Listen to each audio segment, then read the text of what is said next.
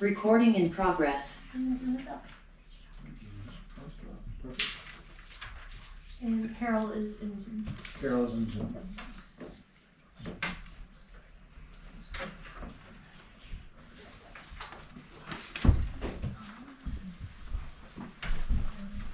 Hi Carol, can you hear us? I can. Hi. Alright, awesome.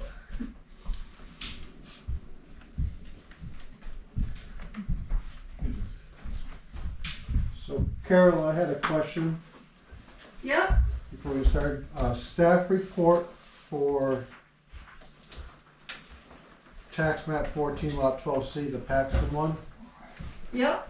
In applicable regulations, the last sentence, should the board grant the waiver, this application can be considered complete for acceptance. We don't need to accept the waiver to make it complete for acceptance. Well, I mean, typically, in a typical, that's a good point, Carl. In a typical subdivision application, if someone were asking for a waiver, you would have to approve a waiver from something that's required as part of the submission. You would have to agree to that waiver before you could accept it as complete. So you're right. I shouldn't have stated it that way. You can accept the application as complete in terms of submission, and then decide whether or not you want to grant that waiver from the design. Just want to make sure. So my mistake. Sorry for the confusion. No worries. I figured it was verbiage.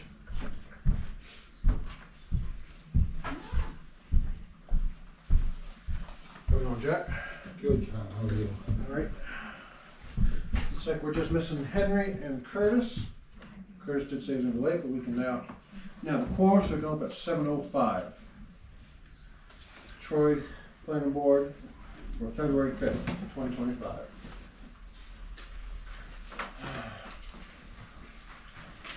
Sure.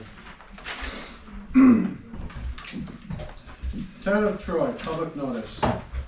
Notice is hereby given in accordance with RSA 676:4 and 675:7 that its regularly scheduled meeting begin at 7 p.m. on Wednesday, February 5th, 2025. The planning board shall receive applications from 1. Paxton Development LLC for an 8-lot subdivision at 332 South Street, tax map 14, lot 12C in the rural district. Number 2, Richard H. Thaxton, 3, revocable trust for a boundary line adjustment at 9 Russell Avenue, tax map 18, lot 80 in the residential district. And number 3, Fieldstone Land Consultants for a 5-lot subdivision at South Main Street, Memorial Drive, tax map 13, lot 34 in the rural district. Upon a finding by the board that the applications meet the submission requirements of the Troy subdivision regulations, the board will vote to accept the applications as complete and move immediately into public hearing on the merits of the proposal. Should a decision not be reached at this meeting, Recording in progress. Sorry about that. the applications will stay on the board's agenda until they're either approved or denied. Anyone need assistance to attend the meeting to contact Selectman's office 1 week prior to the scheduled meeting for the Troy Planning Board. Al Smith. I'm not sure how to read my name. One note, number 2, Richard Thaxton has rescinded his boundary line adjustments, so we will not be doing that one tonight. All right. So, first one is Paxton Development.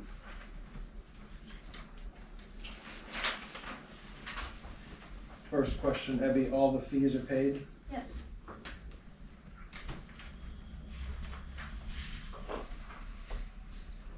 All right. So let's go through. Make sure it's complete.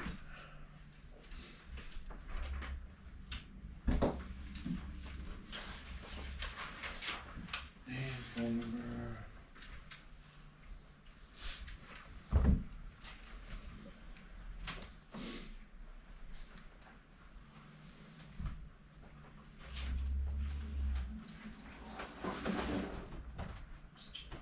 Should number 2 be filled out? because applicant is Paxton Development LLC, but the owner of lot of the record is not that Paxton Development. It Right. is, yeah. Or Paxton Development is the owner Yeah. of the property, okay.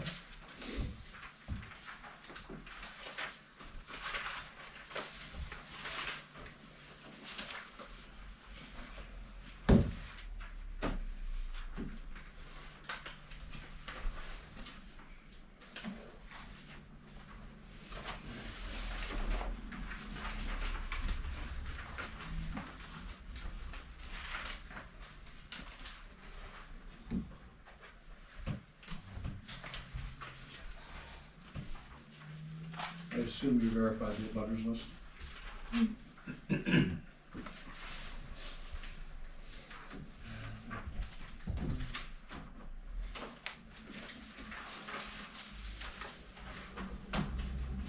I have a question about the abutters list, whatever. I don't think it's complete.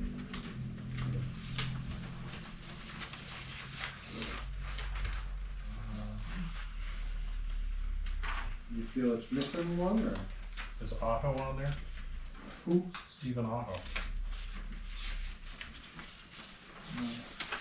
I do not see a Stephen Hoffel. Do you know what property would be? I can tell you if I look at the map.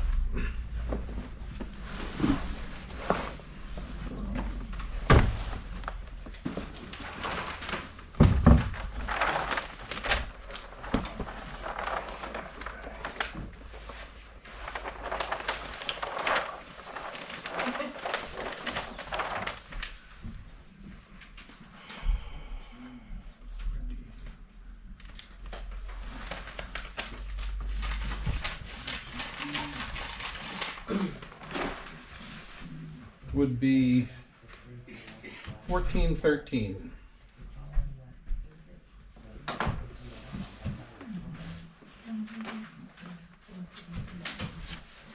Map 1413. Stephen Otto. Is that all under?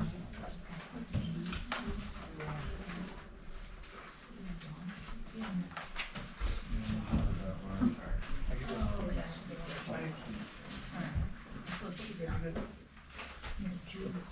That's a good question. He's in the bottom, right, we're looking at that, right?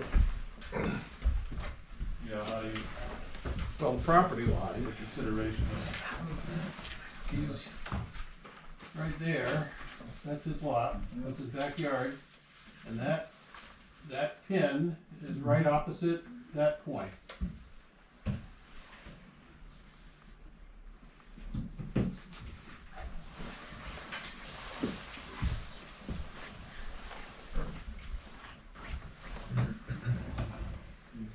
Is that one, one's reference, right? yeah, I kind of going down this to be to E.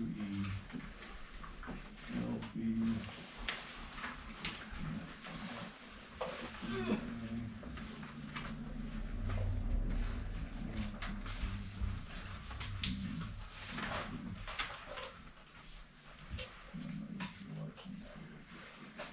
I guess it is that. I have no. Well, if 24 is listed by a diagonal pin, then 13 should be listed for a diagonal pin. If I'm looking at that right. That's Yeah, no. Not a touch screen. Yeah, I mean, it's exactly Yeah, so I would agree with the argument of if 24 is notified by people sitting in the butter, then 13 should be notified to be considered in the butter.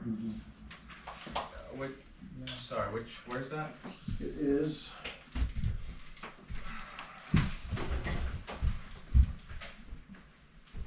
It's right here, this property right here.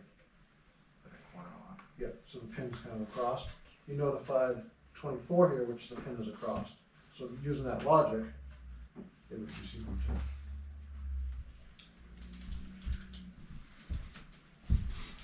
I guess what we did is went straight across perpendicular from that pin and then perpendicular from the pin to the other side. So that was.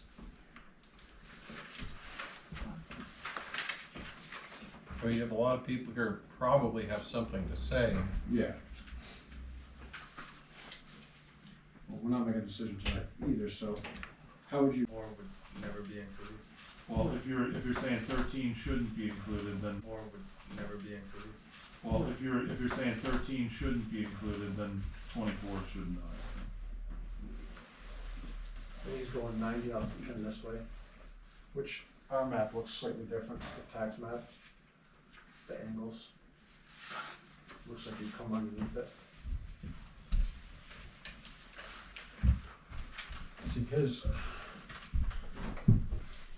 See, a town map makes that look like a 90-degree. His map has 13 being farther down. That's why he's. That's why he's. If you go up and stand there on the road and you look at where the. I'm not arguing now, I'm just No, saying, no, I I'm can just see why saying. he says that, because on our town map, this point right right there. here, Yep. is straight across, but he's got this line, whatever that distance is, so I can see why he's confused. If there's questions about it, and we feel like it's an abutter that should have been notified, then I think we should, that's fine. I don't know if we can still open the hearing tonight or not, because that wasn't notified. technically not, because it's not considered a complete application if not all the abutters were noticed. So, like we'd be starting the meeting, we have the butter not here, and maybe he has something important to say, or, so you're kinda skipping something. Okay. It'd be like us not inviting you, No, but I talking about this, and you're just not here, be the same thing. get it. Then I would still like to treat this as another preliminary hearing then, if you're not gonna open it, so we can discuss the plans still. Yeah, cause I mean, we're gonna, I guess we can go through the rest of the application, cause I probably wanna make sure we have all the north arrow scales, all that. So we did the name, the subdivision, address subdivider. So number 2 would be north arrow, scale and data plan. Just- You want me to point them? Yeah, why don't you verify they're out? Yeah, north arrow, it's New Hampshire state grid, scale is 1:80. Could you? Yeah, sorry.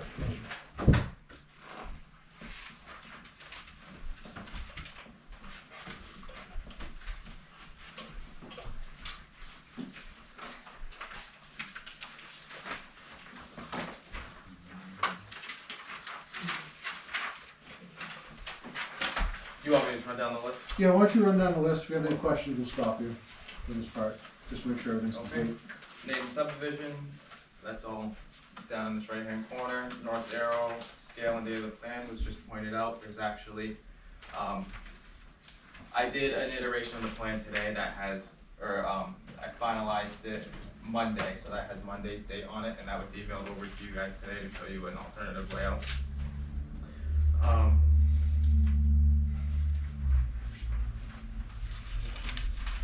Number 4, that's done right here in note 5. Name of abutting subdivision, streets, easements, building lines, and other facts. There's an easement running through here. There's 2 roads, South Street and South Main Street here. And then the building setback lines are all shown with the existing building, the existing garage shown there. Locust plan is located up here, showing zoning designations. Boundary survey, including bearings, distance, and locations, permanent markers. That is this plan here. There's an iron pin down here, an iron pin was found here, several iron pins through the center line of the easement, and stone wall wrapping around the property. Location of the property lines, lot areas in square feet and acres, setback lines and lot numbers. All of the proposed lots are shown on the site plan here, and then all of the areas and frontages are shown in a table over here. Existing and proposed easements, right-of-ways, driveways, buildings, and other structures. That's shown. There's an existing easement here, existing buildings here. This new plan that was done Monday and sent over has a proposed driveway easement here, and then moving onto this secondary plan this is showing that all the house layouts, septic layouts, proposed driveways. Water courses, ponds, standing water, rock ledges, stone walls, and other natural features. Those are shown. We delineated all the wetlands on site, and they're marked out with ribbons in the field, and that was verified by Carl Paxton, a wetland scientist. Steep slopes were analyzed using LiDAR data from New Hampshire Granite View. And all the stone walls were surveyed. Location and profiles of existing and proposed water mains, sewers, culverts, drains, and connections. But there isn't any proposed. Location of perk test and test results for the 4,000 square foot septic area. We are requesting a waiver from this. We've done soil testing and perk tests throughout the entire lot, but we're not showing the 4,000 square foot septic area. The reason is we're going to be designing Presby septic systems on these lots, so we're showing the actual square footage of the leach field, which is going to be around 350 to 400 square feet. So those are the true leach field locations and areas for that.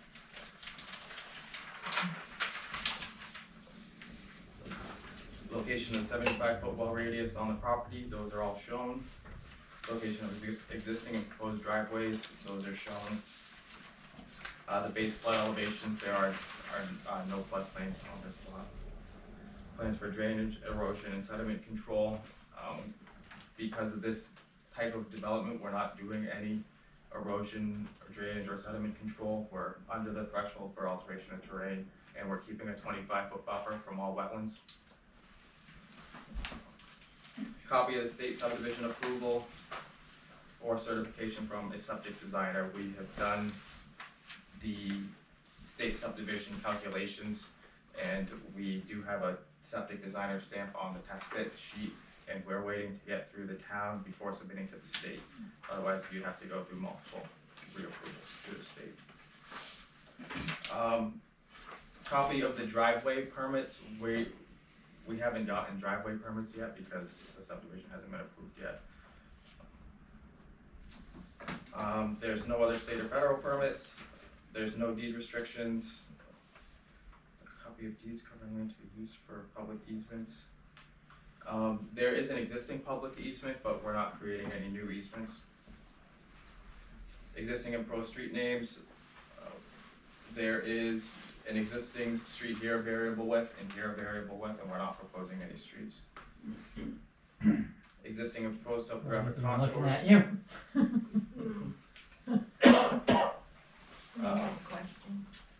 All of the contours are based on LiDAR data derived from New Hampshire Granite. Soil data. So we're showing the NRCS soil types across the whole lot for the soil data, and the wetlands were delineated in the field. Slopes over 35%, those are shown in hatching, mostly up in the rear of the lot and down right here with a small area right here. Drinking water supply areas, there are no drinking water supply areas here. Existing and planned recreational trails, there are none, and there are no archaeological features. So that's the checklist. Are there any questions about that? You raised your hand? Yeah, so I just have an issue with this map altogether because the upper corner pin up here is the upper corner of my property. So all of this sits on my land. And your name, please? Renee Dupree. That upper, we call it the upper right pin. That pin right there is the further cornermost outer pin of my property, which is not a perfect rectangle.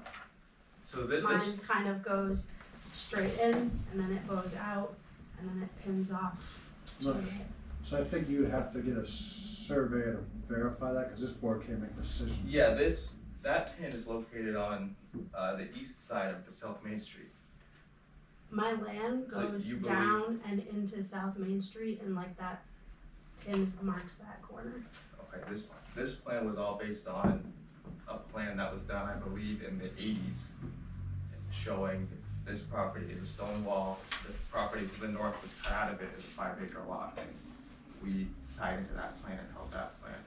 So, and we did research for all the plans around it, and we didn't see anything indicating that you owned across the.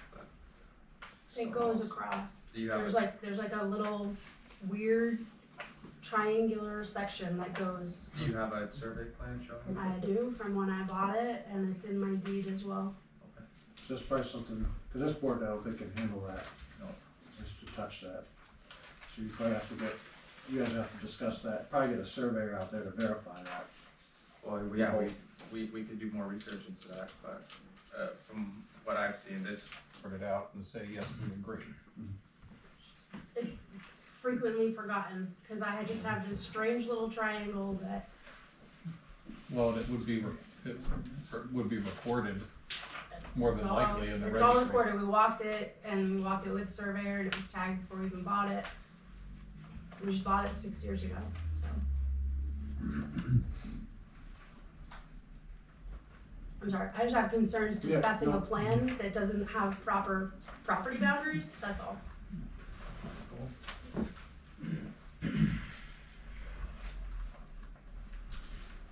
Yeah, I'd say you have to get those plans.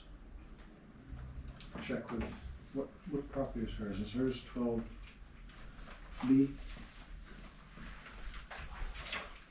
I think it shows, town map shows that. should be lot. No, I'm up here. She would be 1412B. There's this weird part of my land Yeah. that comes over here, and the pin sits right on the edge of South Main Street. It Right. goes over like this. Does it cross the power lines? Yes. No, okay, I didn't realize this was your lot here. That's not your corner pin. It comes across. My land comes all the way back over here to the, and it stops right at the edge of South Main Street. We tied into a pin here, right? So this piece was taken out of this piece.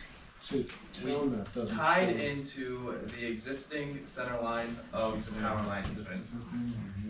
And your property, when it was taken out, was What map is deeded that, 14? as the edge of the power line easement for 600 feet.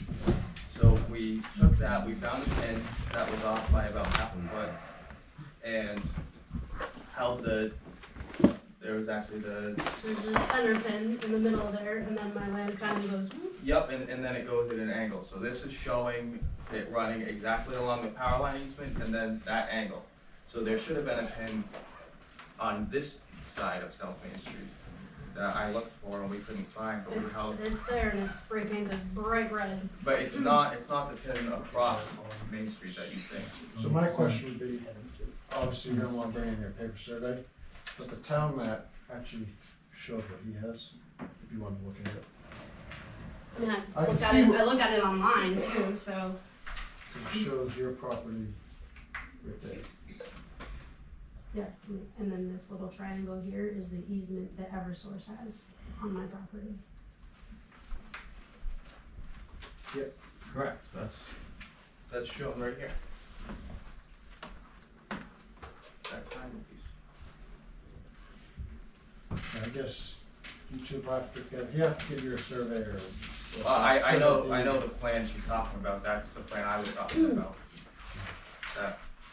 The measurements didn't add up to what my deed says. The measurements should be based on that map. So I guess we'd have to see I just that. don't understand what measurements you're talking about, because these measurements, if you look at your I plan, think the easiest thing is. I'm not a professional surveyor, but I'm just I like think the best thing going is you by bring what yours I in so have you and can see them what. together. I'm trying to load it right now, I don't have to, but I have the plan, that's what we used.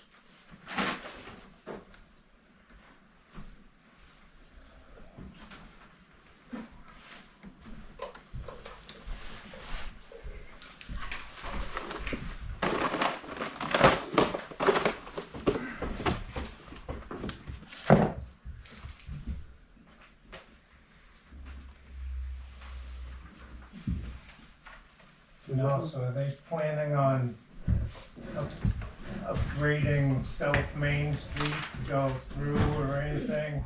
No, Or there's no driveways going no. to that? So if there's no other questions with the application, Yeah, I mean, so application is not complete because we still gotta, other than that one abutter. yeah, one abutter. That needs to be. So we won't go to public hearing except that's complete, but if the public's fine, he can do a preliminary and just kind of tell you what he wants to do, but this will not be a public hearing where a decision will be made. Right. So you can have, if you've got questions, you can ask them. You can kind of display it a bit, but it is not complete because we're missing a butter. So we'll not accept it as complete and move into public hearing. So there'll be no decisions by this board. But if the public wants, he can do a presentation. If that's fine with everyone.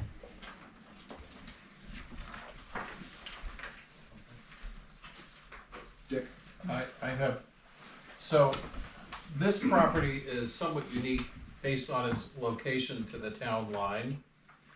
And the Aho's property brings that particularly to, I would ask that the board look at this in light of the Aho's property, which emphasizes that, because the Aho property, 1213, is in fact their backyard. And as is the case with all of Bowkerville, half of the houses are in Troy and half of them are in Fitzwilliam, and most of them have property in both towns. And I believe, and Carol, you can perhaps share with the group what the rule is on this, but when you're that close to a town line, I believe there's a requirement or a reasonable expectation that you would notify the other town. And this is undeniably, what's proposed here is undeniably has a significant potential impact on Fitzwilliam, as significant an impact on Fitzwilliam as in Troy. I don't know who everybody in this audience is, but I know that at least one of the houses that was noticed, the house is in Fitzwilliam and the front yard is in Troy. And that's right across the street from what's going on, what's being proposed here. Yeah.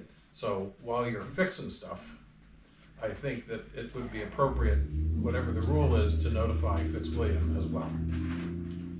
Can I just inquire who Carol is that you're speaking to? Carol Ogilvy is, Land use it's his consultant. meeting, I shouldn't answer. It's the planning board's land use consultant. So Okay. she's getting the workings of the state figured out. She kind of helps us guide us sometimes if we don't understand verbiage. Okay, thank you. She knows the ins and outs.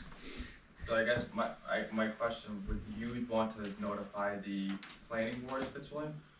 I'm not sure what the correct methodology is, whether it's the selectman's office or the Fitzwilliam Planning Board, or that's why I'm saying this should, I know there's a rule when you're this close to the line, but I don't know We'll have to. who it is that's supposed to be notified, whether it's their planning board, and I know they've had issues over there with certain things as well. So whether it's the Board of Selectmen, the planning board, the abutters in Fitzwilliam, I don't know. Guess we'll have to check that. I would at least ask that question. And I ask not only as an abutter, but I ask because as a selectman, if I have to defend the decision of, if the selectman's office is gonna be required to defend the decision that the planning board makes, let's not be defending it, defending mistakes. Yeah. Or as few mistakes as possible. We'll have to make an inquiry on that, because I'm not sure who we notify. Yeah.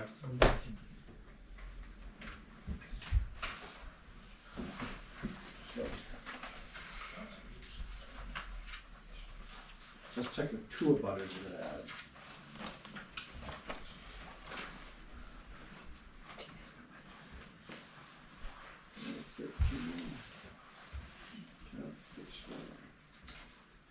Did you have your hand up? Yes, I did. I'm Fern Garrity and I own 386 South Street. And I've never seen such a, something, it almost looks fudged to fit in all these little lots and lines. I'm terrified for my well. I'm terrified to pull out of my driveway with even more traffic going down the road. It's hard to get out now as it is. I'm real, very, very nervous about the leach fields. And like this young lady said over here, if that map isn't accurate, and it looks to me like the radius of the wells are really just hugging everything. Yeah. I bought that land for privacy, and now you wanna put 3 wells and septics and houses right in front of my house? No. Yeah. And it's all wet in there for one thing. I mean, as it is now, 3 times we've driven down the road in the evening, and we've seen baby moose walking down the road. Where are they supposed to go? This is a greedy, aggressive plan. 1, 2, and 3, I have a total problem with. It's not safe. Yeah. It's not safe. And would you want somebody to do that to your house? Do you live in a place where you have wells and septics and houses plopped right in front of you after you've moved in? I've got every penny tied up in that. My savings, everything. And I am not prepared to have to move again. Yeah. No. It was just ridiculous. It was rude. Yeah. I guess I just like the point, I flipped to this page, these bold black areas would be the areas of disturbance for each of the houses. So you'd basically have the houses off the road with basically a 30-foot yard around the houses, all the septic's out back. And Yeah, that's right on our, My house is right down in there. it's right on the front of our house. So you're telling me you ain't gonna get any sewage or anything No, into our these- yard? these- We have I a don't believe pond it. right It's there. that yard, you know, it never dries up in there. It's always wet. These lots will have septics designed to meet all of the requirements to the state. That's ridiculous. That's a very greedy to line your pockets. I'm sorry. That's just rude. It's wrong. Dick? I can't see. So, there's a couple of things that I think,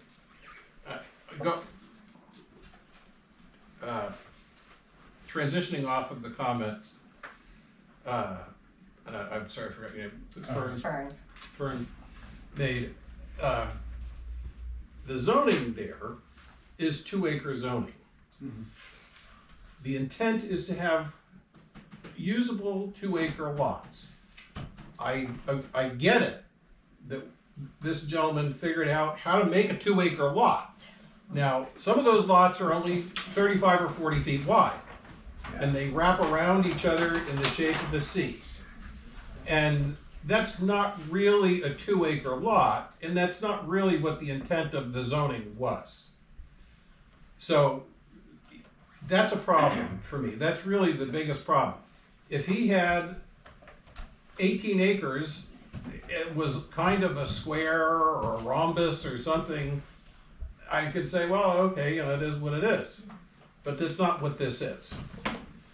So the fundamental layout of these lots defeats the spirit and intention of what was anticipated when the zoning was put into place in that district. Number 1. Number 2, South Street is actually considered a scenic road. And it really is a nice drive. It's not Route 12. And I think I think the board should take that into consideration. It's not, I don't think anybody in this room, I could be wrong, is saying, oh God, you can never build another house on South Street. And no, you can't possibly do a subdivision. But there's reasonable limitations that should be taken into consideration.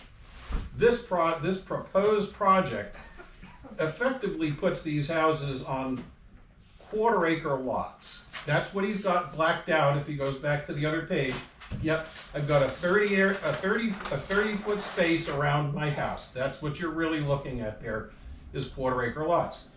I live on Russell Avenue, on a house that's 1/10 of an acre. I grew up in New Jersey, on a house that was on 1/10 of an acre. It's okay, it works. But that's not what this neighborhood is. And that's not what the intention of the zoning in this neighborhood was to promote. That's my second point. My third point is, and he's alluded to this, you've got wetlands in the middle of that property that you need to issue a waiver on. If the development wasn't so intense, you wouldn't need to issue the waiver. So right there, the rules are telling you the development's basically too intense. It's not what was intended. Number 3, for those of you here who don't know it, and those of you in the audience who probably know it, the aquifer in Bowkerville is polluted. It has been polluted for about 30 years. The state is aware of it, and the state provided cleanup on the wells in Bowkerville for a period of years, and it isn't that it's clean, it's they ran out of funding. So you're going to be putting more stress on the aquifer in Bowkerville that is already a significantly polluted aquifer. I don't like it. I have to have a aerator on my well in Bowkerville, and the state, they don't pay for it anymore. I'm not sure how they figured out, okay, we're good, but that's the fact. Yep. And then, so there's that. I think you need to bear that in mind. That's not been mentioned here. Can you get a well to pass potability? Absolutely. Test it for radon, test it for PFAS, test it for, I forget what the third thing is, but it's the thing that makes people grow unusually tall. So you can figure out what you want for that. See, the next thing that you have to consider on these lots is, and Fern mentioned this earlier, is the soil conditions there are less than wonderful. Yes, can you get a modern system that you can jam it in there and get it to work on that quarter acre of real lot that you've got? Absolutely. What are you doing there? What are you doing to her property? What are you doing to my property? What are you doing to the other properties around there? There's a particular kind of soil in Bowkerville which is not particularly good. It's a kind of clay and does not accept septic systems well. I'm sure the system is designed to accommodate that. But again, you're asking the soils to do more than the zoning anticipates and more than they should really have to do. So I will be very candid with you. If he came in here for a 4-lot subdivision, I wouldn't be here. And I understand that there's an extra $150,000 for each one of these lots he gets. But that's life in the fast lane. An economic hardship on the developer's part does not constitute a reason for the town of Troy to waive all of what it anticipated in its zoning and certain issues revolving around the ecology of the site. I think that's wrong. So that's what I had to say. Thank you.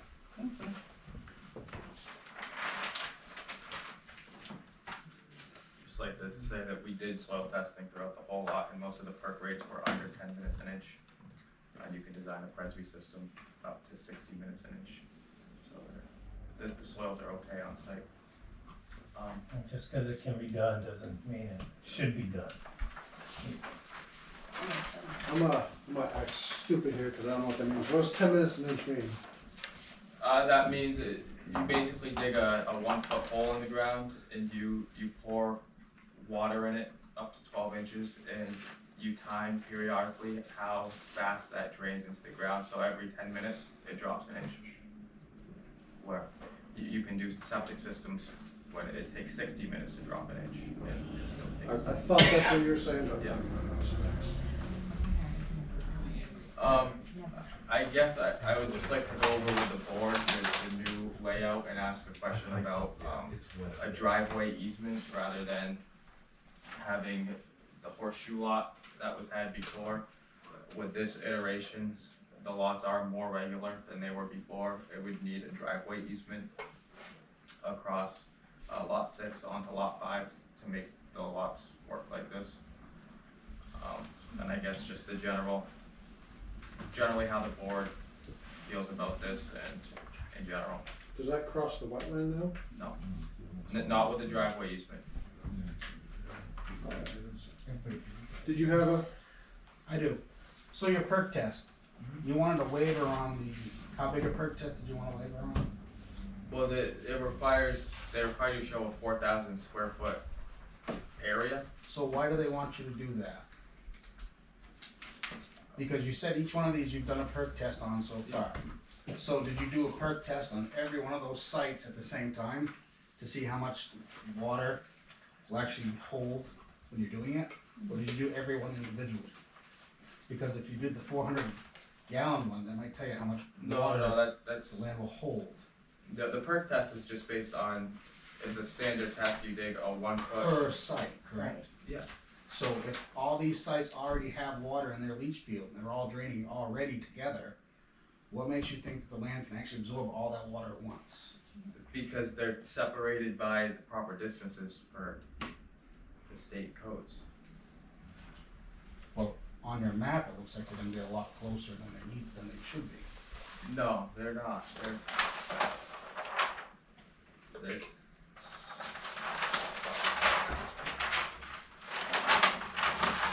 the systems are gonna be like a system out back here, out back here, out back here, out back here. They're gonna be. Was the ground saturated from the wetlands already? Yeah, you only. My whole yard is wet all the time, I've lived so there I for don't 30 understand years. how it can even drain if it's already wet like that, if it's always like that. How is that draining? You know? The soils up here, we did perk tests and they drain very well up near the road. Excuse me, my name's Jack Gibbons, I'm the secretary, I'm taking minutes, so if you could state your name when you make a comment, that'd be great. Thank you. As far as like the septic stuff, he goes to the state, so we take the state's recommendation. If the state said he could do it, we take that recommendation because we're not sewer experts. So, just so you're aware. Yeah. If he brought state-approved plans, we'd say, okay, state approved it, must be good. So it'd be improper for us to make judgments and stuff we're not professionals on.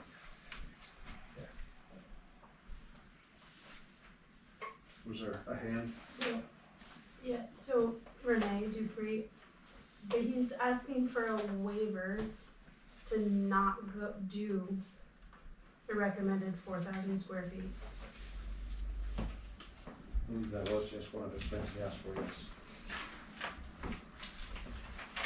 Yeah, because we're showing the actual size of the leach field.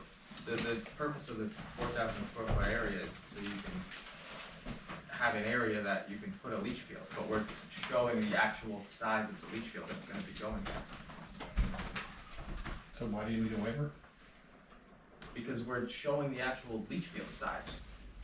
I think he's saying he's showing specific sizes versus doing a perk test for just a 4,000 square foot area. No, I know, but then why does he need a waiver?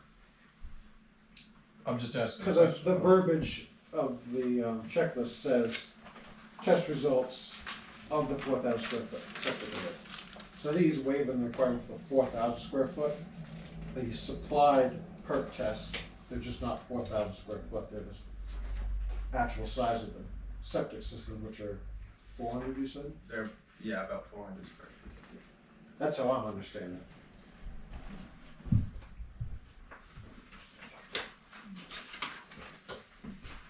Can I just ask a question? So, Julie Reiki, 315, so we're across the street, but, and I guess from what I understand, the reason you need to have all 8 houses is for financial gain. So basically, squeezing in all those 8 houses means all those 8 more driveways up and down that road, cutting down all those beautiful trees, all that wooded area, and destroying all of that. Why the 8 houses? Why not? I mean, not that I want any, but again, I'm affected differently than other people, but you've got the beautiful green farm, Kate, and what style houses are these gonna be, and why does it have to be 8? Why can't it only be 2 or 3? I know granted you won't get as much big money out of it, but I think it would, not that it would, probably nobody want any of it, but I think it would sit better if it's like Dick said, if it was only 4 houses, he wouldn't even be at this meeting. We've lived out here for, how many years?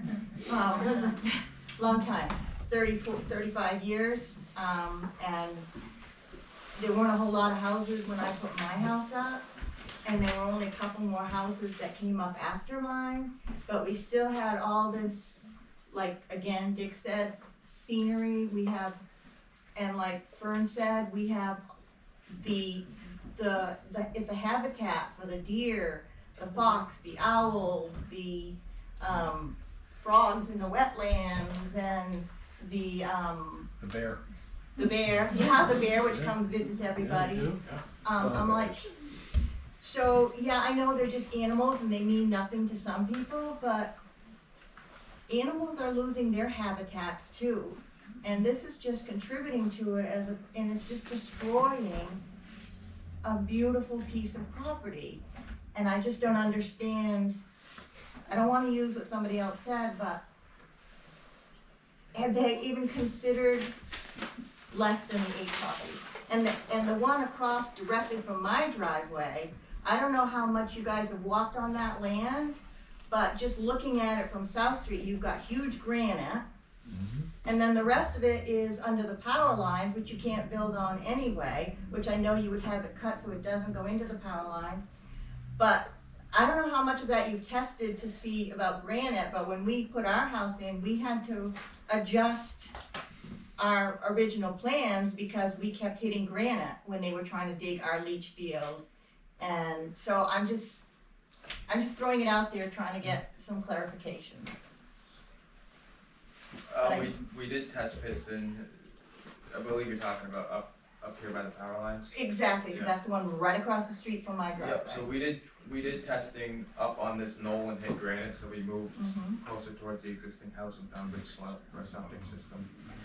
So closer to the farm. And good, and good soil out behind there, so we'd be bringing the driveway in fairly close to the existing driveway. So sharing a driveway again. So between all these lots, so is it just gonna be one big thing cleared out and you're gonna have all these houses with no trees or anything in between them for privacy? That's what this plan's showing, that this is essentially the tree line. The blue are the wetlands, and then the black would be what you would have to clear for the houses. So you would clear the area for the driveway, 30 feet around the house, and septic. And So you can basically stand and look at each one of those houses, you'll be able to look in everybody's window down the house, because there's no trees in between. Well, there'll be trees here, this will all be treed, and then down the property lines, there'll be tree buffers. How many feet between the houses? You're supposed to state your name. I believe. That's Doug. Doug Tucker. Well, he's trying to take notes.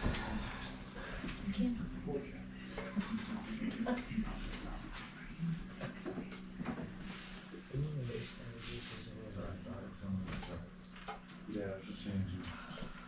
And we have 8 more driveways. How many more cars up and down that road? There are certain times of the day that the traffic's Between already. 80 and 100. In between each house, How much? 80 and 100 feet. Yellow sleeve in the back, sorry, I can't see you. Linda Rose, Memorial Drive. Your name again? Josh Johnson, You live in Troy? Fitzwilliam. Now I can see why you're standing up here with negative vibes with these people talking. You really don't care what happens to these people. Do it again. I don't have any negative vibes towards anybody, honestly. Okay. I'll tell you that Josh is a good kid, so. So, Josh is speaking for the developer, for the person that bought this property. He's just a representative, the person who actually owns this is not. See, I guess. He's the messenger, He's just the so messenger. we're trying not to shoot the messenger. Yeah.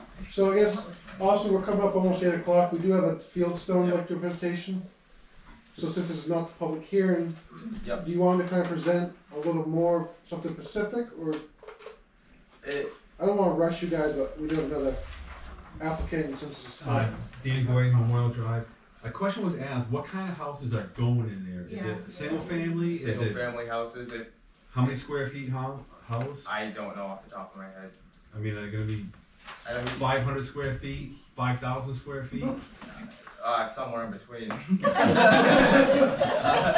I would that's right. Yeah. It's hard to say because he's got multiple different footprints. Some are smaller footprints with 1,500 square feet. Some are bigger with 2,000 to 3,000 square feet. So I don't have an answer. They're typically 3-bedroom houses, straight front colonials. Dick. So here's a question for you, Josh. The legislature is about to pass a bill allowing ADUs as separate units by right. So it means that nobody would have to come back in here, and as regardless of local zoning. So would there be adequate space based on your kind of design for a septic with an ADU for each one of these to actually have another septic or another bedroom? You told us you designed these 400 square foot septics. So every one of those houses under pending legislation means when you buy one, you actually get two by right. So my question is, if you've got these 8 houses, and then when the legislation goes into effect on July 1, your developer could come along and say, you know what? I can now put a second unit there as an ADU. Is it gonna come, the only criterion would be that there be enough capacity in the septic for one bedroom. I believe I saw a hand in the back, might have been purple. My apologies, I can't see you. Hi, yeah, Justine Way, Memorial Drive. My question to the board is, do we know how, if all these houses are built, how it's going to affect the resources? When I say resources in Troy, our police department, our fire departments, our school, et cetera. Like, what's gonna, yes, I understand tax revenue, but with that tax revenue, there's costs because we're then increasing the size of what we need to essentially take care of our roads, et cetera. So how does the planning board decide on that aspect? Do they care about that? I think we do care about it. It's sometimes hard to get that cost, I would imagine, because fire and police probably depend on if they need it. And hope you never need it, but obviously there is the chance that you do need it. School one, and it depends on who moves in. So, something to consider. Currently, it's $19,000 per child that we're paying, but it's supposed to be jumping up to $27,000 per child here. But make the math easy on all of us. If it's $20,000 a kid, you have 1.75 kids per house, and they're 3-bedroom houses. So it's not like a bizarre calculation. It's the one that's lower than what's normally used here. You're looking at $35,000 per house in costs. For school. Richie, I believe you had your hand up out there? Yep. So my only concern back to, we're talking about potential costs, fire. We have, the town of Troy and Fitzwilliam has a joint EMS program. So that goes back to a potential regional impact. So definitely something that would affect Fitzwilliam. So that's, we want to take into account anything that, the big costs, children, fire, ambulance. If stuff does go wrong, who's going to foot the bill? It's not just going to be the town of Troy. It's going to be Fitzwilliam. If someone has a stroke over there, yes, we pay for it, but it's a shared cost. I didn't miss anyone's hand in the lobby over there, did I? Because I just realized I haven't been over there. I have a question. Where is this developer from? I'm truthfully not sure. Massachusetts. Ringe.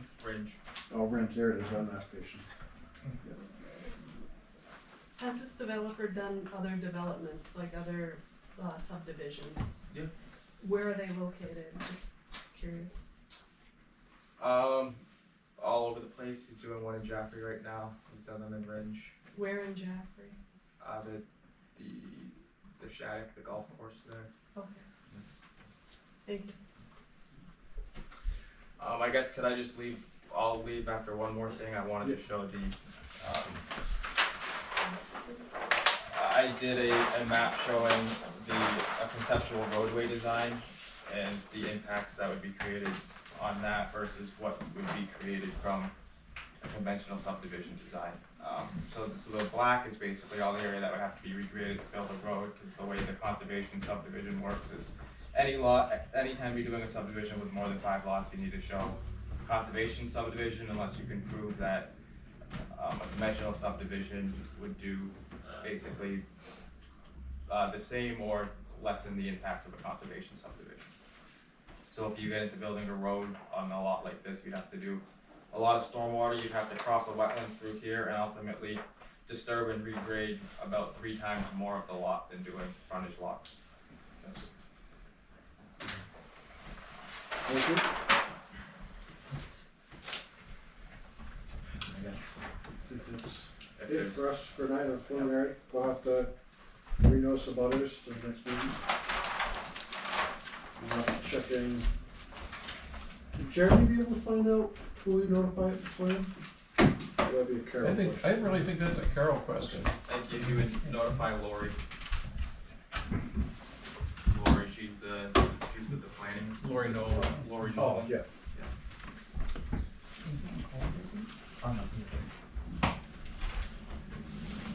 Kyle, can I just add something? Yes. I believe you were talking about regional impact notification, is that right? Yes.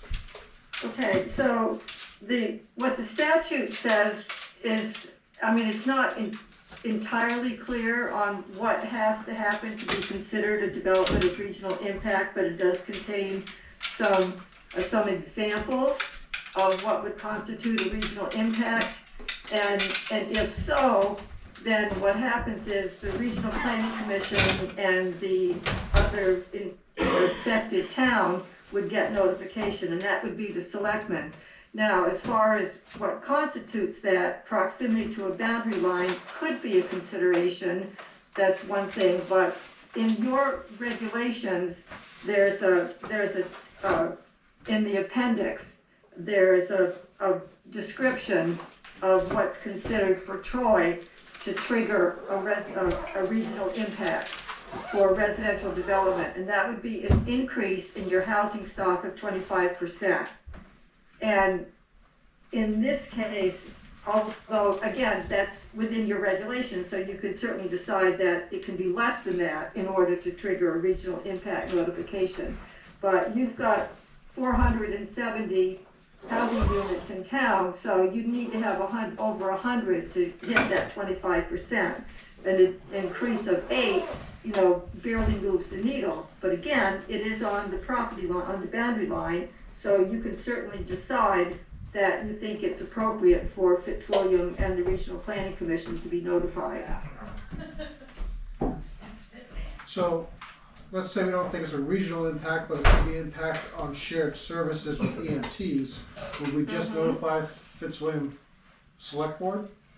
And they would decide who they would notify from there, whether it's their EMTs, planning board? Well, I think it's either a regional impact or not. If you're gonna say it's all inside Troy, we don't care, then it's all inside Troy, we don't care. Yeah. But I think if you're gonna say we're working cooperatively with Fitzwilliam, and we are literally, the line runs through these properties. Yeah. And then maybe Fitzwilliam doesn't care, but maybe it's something that the Southwestern Regional Planning Commission should look at, and the other towns should look at. It's in the category of, if the shoe was on the other foot, how would we feel? Do we have We don't care. time to notify the regional planning and select board, Fitzwilliam and the butter for the next planning board meeting? It has to go to Sentinel, correct? No, that doesn't. This has already been posted, but you do have to, I've got to look at the time frame again. You've got to allow a little extra time for them to respond. Yep. So I think it's a minimum of 14 days that you have to give. I'll write this up and send it to Evie so Okay. she'll know exactly what to do. Okay.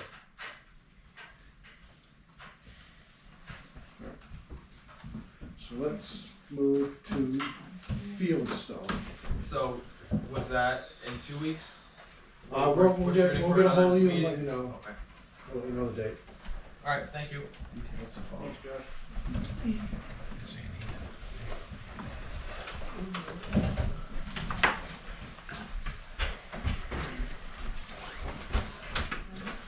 So you're done with that for now. Done with that for now. And we will notice when the next meeting is.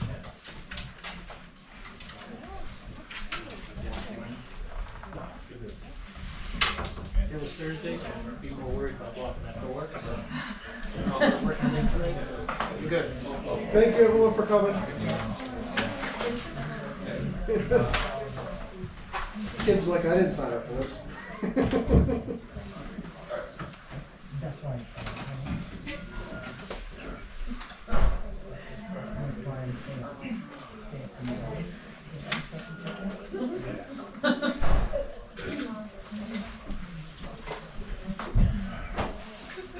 So this is for Fieldstone Land Consultants for a 5-lot subdivision at South Main Street Memorial Drive, tax map 13, lot 34 in the rural district. So let's go through application and make sure it's complete.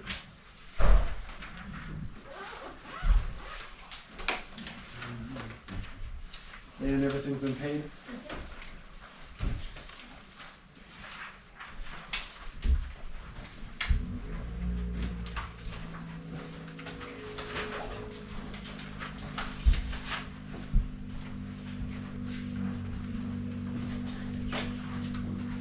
But I'm happy to walk through the checklist.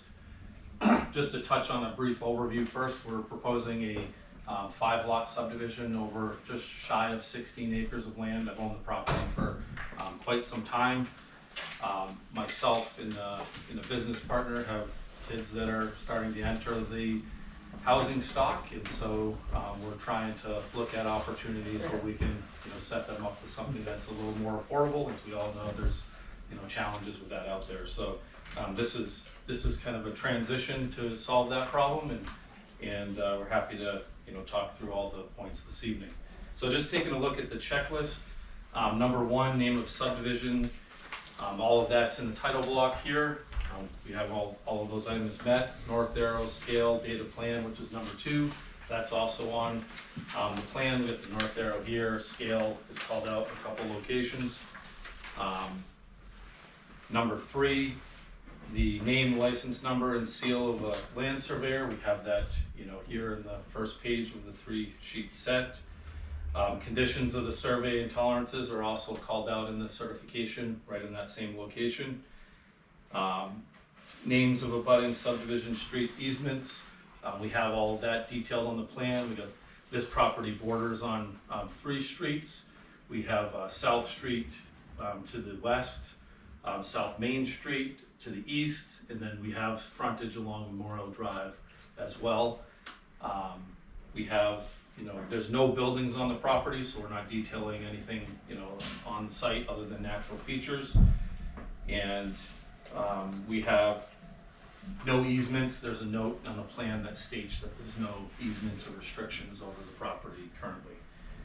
We do have a locus plan in the top right-hand side, or locus that details where the site is in proximity to its surroundings. We have the boundary survey detailed on here, which includes all bearings and distances, that goes throughout the property, and what accompanies that is that licensed land surveyor certification. The location of property lines and lot areas in square feet, we have that detailed on each one of the proposed lots that we have before you this evening, so it meets all the local regulations. Number 9, existing and proposed easements, rights of way, driveways, buildings, and other structures. As I stated before, the lot is vacant, so there's no buildings. There's no easements or restrictions. It's noted on the plan as well. And so that item is addressed through notes and just existing features. Number 10, water courses, ponds, standing waters, rocks, ledge, stone walls All of those details are depicted on the plans. There are jurisdictional wetlands on this site. I have them highlighted on this plan before you this evening in green. There's obviously associated buffers and such with those. We've done an on-site survey of this property, and that's why we're certifying those conditions, so we meet all those requirements. Location and profiles of existing and proposed water mains, sewers, culverts, drains, connections.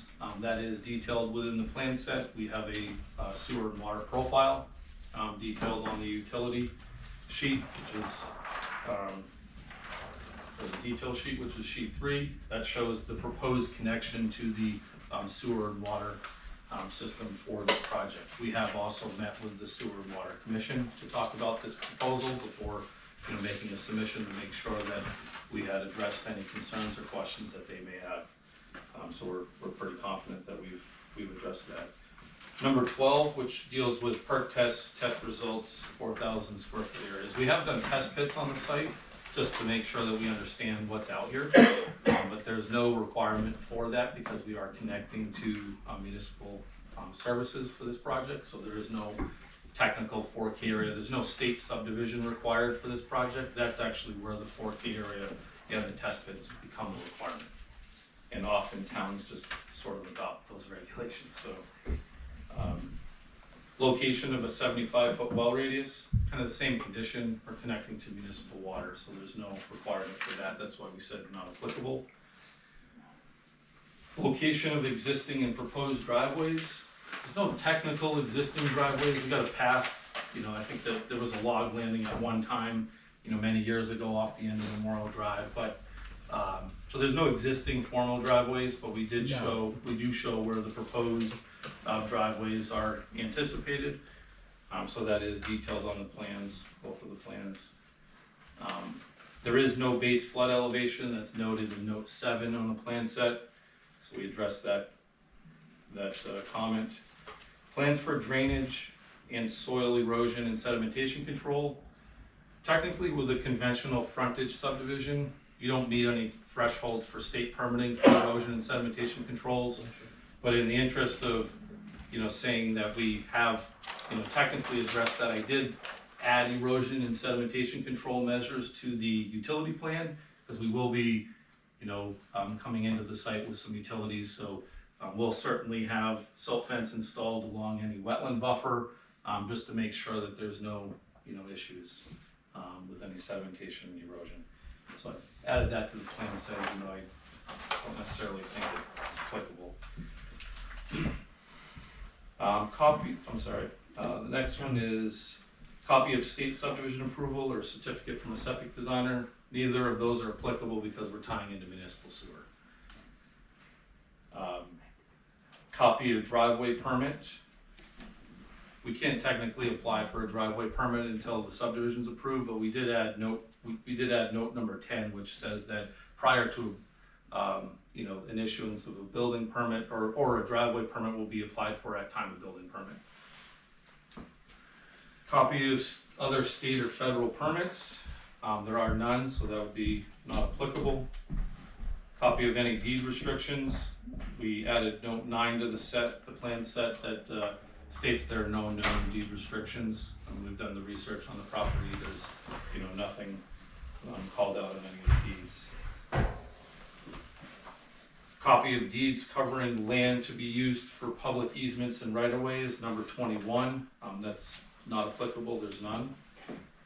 Number 22, existing and proposed streets with names, widths. We do have all of those on the plans here with everything detailed. Number 23, final road profiles, centerline stationing and cross sections. There's no roads proposed with this project, so that's not applicable. Existing and proposed topography and contours is number 24. All of that's detailed here on the plan. We have satisfied that comment. Number 25, soil data designating wetlands and floodplains. All of the wetlands have been delineated by our wetland scientists. We have a certification stamp here on the plans, so we've satisfied that requirement.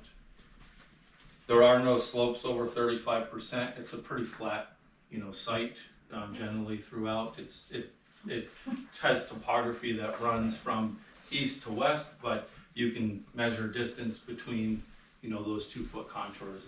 There's 35%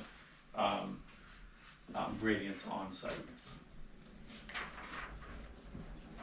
Drinking water supply areas, it's not applicable here, and we're tying into municipal water. Number 28, existing or planned recreational trails on or adjacent to the property. There are none. And then archaeological features, there are none. So we believe we've satisfied the checklist with our submission. But happy to answer any questions that the board may have.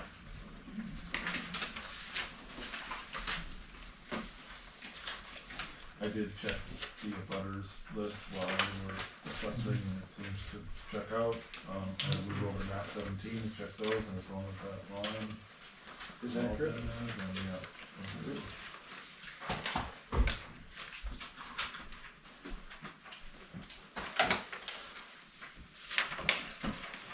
We make a motion to accept the application as complete. I'll second that motion. Any discussion? All those who accept the application as complete? Aye.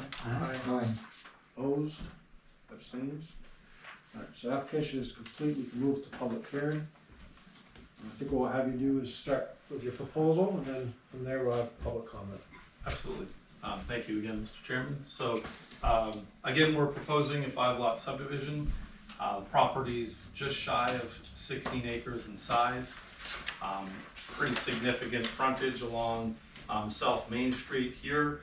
Also have frontage along South Street and some frontage along Memorial Drive. What we've done is we've laid out setback from that, which would be for on-site septic, but it's not applicable because we're tying in municipal sewer.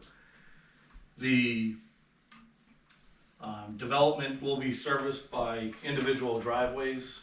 We're anticipating 3 driveways along South Main Street, and then we're looking to do a common driveway off Memorial Drive. And really what we've done with this layout is it's pretty simple. We've tried to create something that really fits within the natural conditions of the property. There's no buffer impacts, no wetland impacts. There are larger lots, 2-acre lots. Interesting history on this parcel. This was actually part of the Memorial Drive development. The road design was supposed to come in and hook down and tie into South Main Street. Really old plans that show that. These were gonna all be 1/2-acre lots all through here, but that phase of the development just was never done. And so, I bought this property, I think north of 10 years ago. I've had thoughts of over time, maybe doing a subdivision on it. And as I said, sadly time goes by so fast, but as our kids are getting older, we're trying to set them up with something that, they can hopefully stay in town, or in the area and, go through the system. My kids have all gone through the school system here. Town's been a really good place to raise kids. And, so we look forward to trying to, do the best we can to, keep them in the area. We're trying to bribe them into staying close, and so we'll see what happens. But, this is it's not something that we necessarily plan on doing fast, as people, neighbors of this property know. We haven't really done a whole lot out here, but rules are changing all the time. Things are happening. We want to get a plan, approved and on record. And we will probably, our plan is to pull a building permit and at least do 1 building on site. I did in the application say it's up to 10 units, and I said that because you're technically legally allowed to do a duplex on each lot in town as it is now. And so the last thing I want to do is misrepresent what our intentions could be. We did, for those of you who don't know, we do own kind of the other half of the mill property. We've invested some money, kind of cleaning that up. and you may have saw that we, built a duplex, there. And so we're kind of looking at that as a model of what we might do, on these lots as, we move forward. We might do a duplex, we might do a single, decisions like that really haven't been made, but I want to be very upfront, transparent. I live in town, they could be duplexes, they might be a single, or two mixed in as well. We meet all the regulations, we're not asking for any waivers. We think that, the way the geometry of these lots are set up, you have adequate buffering between lots, you have adequate buffering to neighbors, and we tried to be mindful of that. There's a jurisdictional wetland that, along this southern boundary kind of parallels the property line that's just off the area here, so there's gonna be adequate separation here, and then we have, certainly adequate separation here. There's a wetland area here, so there'll be no development in this area. And then these two buildings are really centrally located on the lot. We have quite a lot of buffering to South Street here, and just looking to, kind of keep, this is a nice flat area here. We thought it'd be nice to just do a little common driveway with 2 units. So we're not pushing the envelope here. Technically, this site would probably support, well, it would be just shy of 8, units, or 8 lots. But, we just think this geometry and this configuration makes a lot of sense. So that's really, that's the proposal. As we go through the details, so this just shows kind of 2-dimensionally how everything's laid out. We do have the contours there. We are planning on pulling the utilities from Memorial Drive. After talking with the Sewer and Water Commission, they thought that was a really good location to come off of. And so what we would have is basically an extension that would come, into the site here. There's be an easement along those utilities. We added a note that said there's essentially would be a 10-foot easement along each side of the sewer and water. We designed this extension to meet, the town minimums for size of the lines and such as was requested. And, we figured while we're doing this work, it would make sense to at least put a gravel turnaround at the end of Memorial Drive. I've visited this property on, occasion, and it is a little tough to turn around here. Where we're gonna be bringing utilities in, we would provide a little gravel turnaround and an easement to the town, and so that there would be something a little more formal here at that. That's an option. The town doesn't, we don't have to do that. But we're willing to try to work with the town and do a little bit of an improvement there, at the same time. Everything I just talked about is really kind of formalized on the second sheet. You can see this would be, basically a little turnaround design. It's a small hammerhead. We'd have the driveway that would come in, for these 2 units, and then sewer and water would continue and extend. We talked about, kind of preliminarily with the Sewer and Water Commission, how we should terminate utilities. This layout was picked because the other layouts it would contemplate a lot more lines. It would be, kind of like it would get very busy. And so we essentially have a little trunk line here, gravity sewer connection, and then, we're running that 6-inch water main all the way in, and there'd be shut-offs off of that. It's because of that there will be an easement proposed through there. We would have to work out all those details and get those approved as, through the Sewer and Water Commission, but just want to share the thought process and the discussions that we've had over the last, couple months. And then the next sheets are really just construction details. This plan shows that we're going to have adequate cover over the sewer and water lines, meeting standard practices. We have a typical utility trench, water service connection, and then the last sheet is standard municipal sewer details.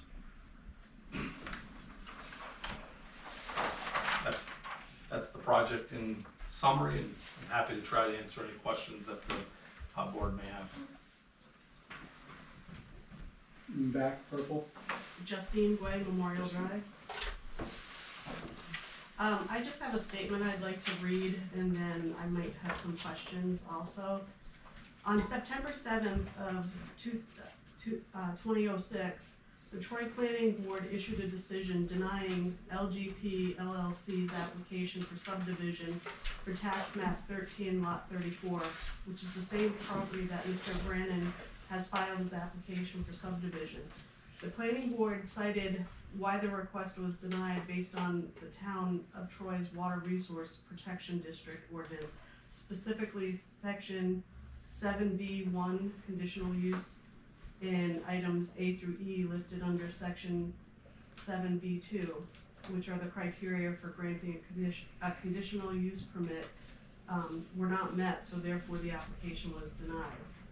We, when I say we, the people here that are abutters that stand to have our land flooded when that starts happening, because as much as this gentleman wants to say, it's not gonna push anything anywhere, the water floods our yards.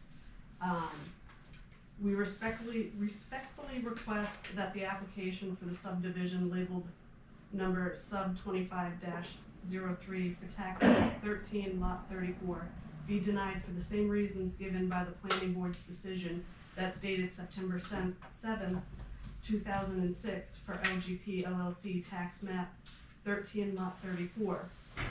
I believe you all have a copy of that decision, from what I was told by Elizabeth.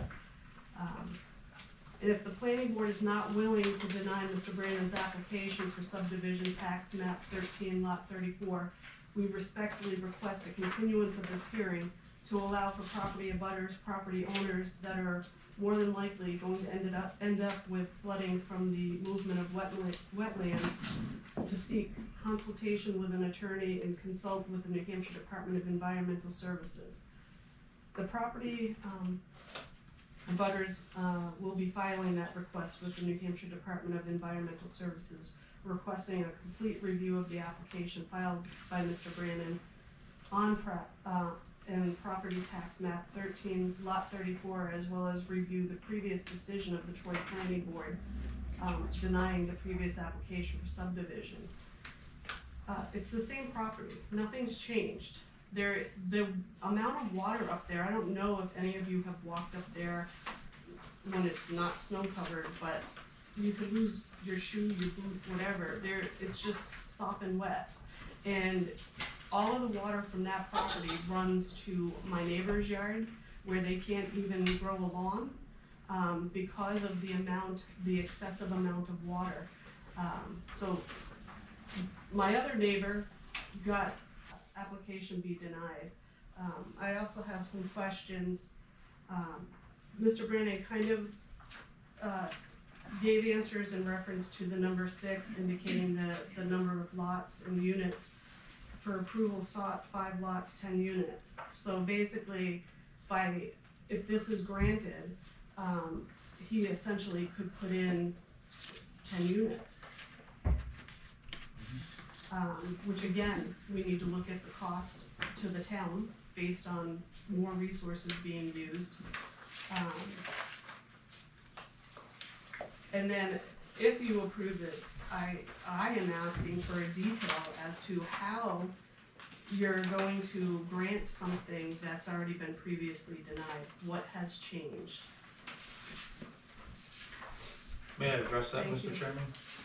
Yes, you may. Okay, thank you. So this is significantly different than the application that was denied. First of all, you can't deny this application on those same grounds because we're not asking for a conditional use permit, which was the only criteria that the basis of that denial was. And the conditional use permit was required in order to cross wetlands. Had nothing to do with drainage. And so this project proposes no buffer impacts. It proposes no wetland impacts. So there's no linkage to any past denial. There's no ability for this board to deny it on those grounds. And so that's not even a topic worthy of discussion because it's not something that we're doing. When it comes to drainage, we meet all the town requirements. There's no requirement for a stormwater management plan when it comes to conventional subdivisions. We will gladly, responsibly handle stormwater on these properties and do our best to make sure we're not sending stormwater onto somebody's property, because we can outlet stormwater into jurisdictional wetlands, and that's where the water will convey to downstream culverts. So the water on this site primarily runs, there's basically a divide right here. This area runs into this wetland and heads that way, and this area runs down to this 36-inch culvert that goes under South Street. But we meet all the regulations, and so there's no grounds to deny it based on that. And they have every right to reach out to the Department of Environmental Services. They can do that after this board approves this project, because there's no jurisdiction there either. This project is under all jurisdictions, under all jurisdictional thresholds on the environmental services. The Alteration of Terrain Bureau has a threshold of 100,000 square feet. The disturbance has to be contiguous. We don't trigger that. You know, when we work with the Sewer and Water Commission, there will be a sewer discharge permit that we have to apply for, but that's actually an application that the town files. We put it together with the town, and it goes to the Department of Environmental Services, but that has nothing to do with stormwater or wetlands. And so there's no basis there.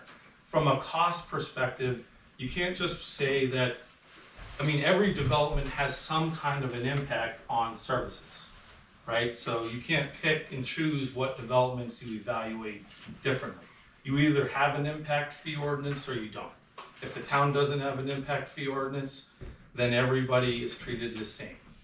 When it comes to, you know, and I'm happy to speak to each one of what a concern is relative to an impact. But this project it's simple, it's straightforward. We're not building any roads. There's no increased maintenance cost. The whole concept of school cost is completely misrepresented. I've done all the school expansions in this district, Mount Caesar, Troy, Fitzwilliam. I've worked with them all. I know all the school population is below capacity, which is why the school children cost is so high. It's no different than a town budget. You take what it costs, you divide it up over the kids. If the cost is higher than the number of kids, then the cost per kid goes up. It doesn't mean that is actually what it costs. The cost doesn't change when you do a development this size. It doesn't, because this type of a project doesn't change the need for another, you know, a larger school or an infrastructure change. So it doesn't change the math. That's the reality. We do fiscal impact reports all the time. And I can tell you, based on you know, a lot of the studies that we've done, that this subdivision will not have a negative impact on the community.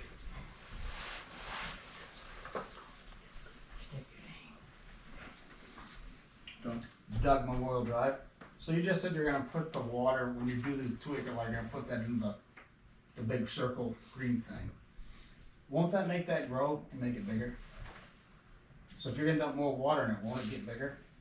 We're not changing the watershed area that's going into it, so there's a certain area that's already going into that area. Right.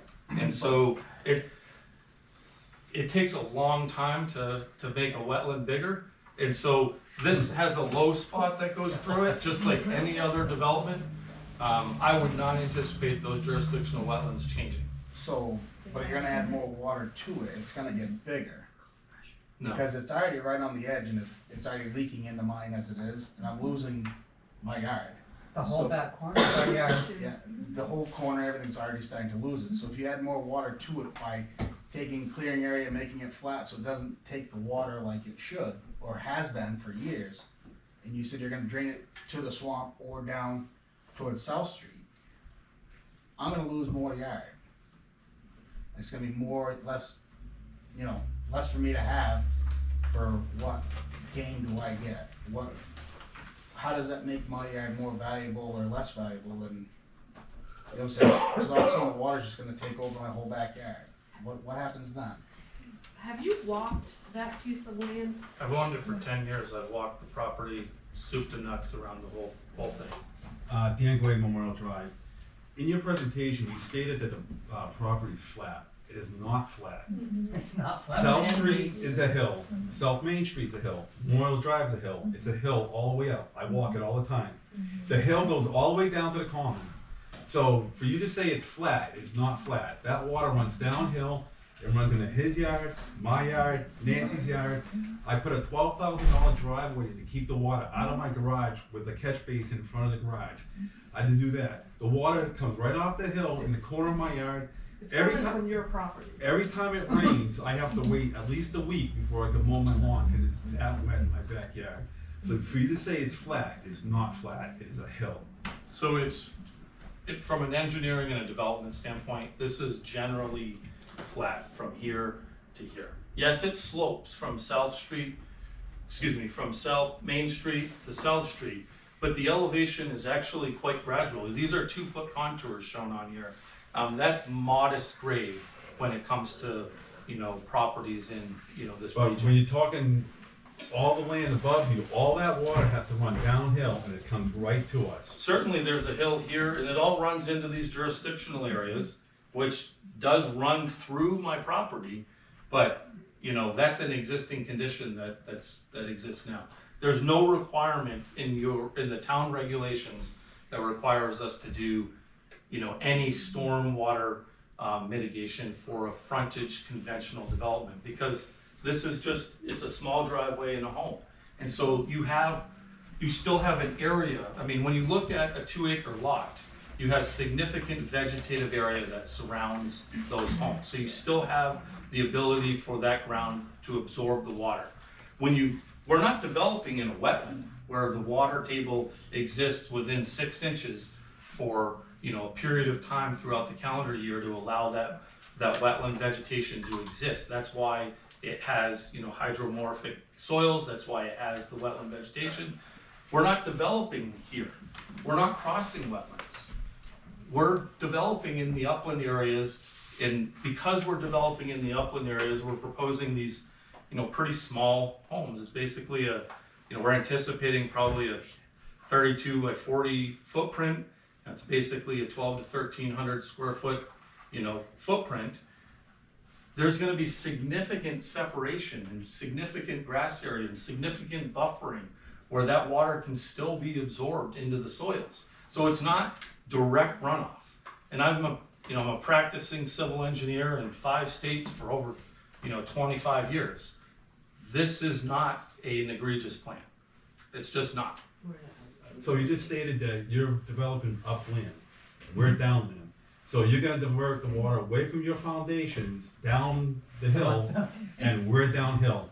We're not diverting the water anywhere. The water will always run downhill. All right, so are you putting perimeter drains in? Absolutely. So where's that water gonna drain to? Down the hill? It's gonna drain into this wetland area on our property, which is basically a conduit. And as long as your property doesn't intercept wetlands, it shouldn't have a negative impact on your property. Come on my lawn this summer. You're gonna see how wet it is back there. And you got Chris. A little stream that goes underneath our liner that's soft from when they put these people's houses in. That water now goes underneath our pool. I'm the 3rd house down from the end on the side of these 2 people. And my yard gets flooded because of it. We had to build up our driveway because our driveways get saturated with the water that comes from the woods. Hackler Matson, Memorial Drive. You're saying you want to build these houses for your kids, not for profit or gain, right?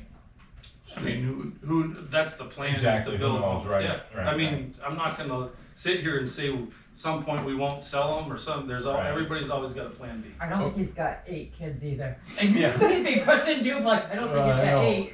And, okay, but my other question is, 10, 8, 10. if you do this and it does cause some major problems for everybody that lives there, what's plan B? Are you gonna help them? Are you gonna do anything about it? Or is what it is?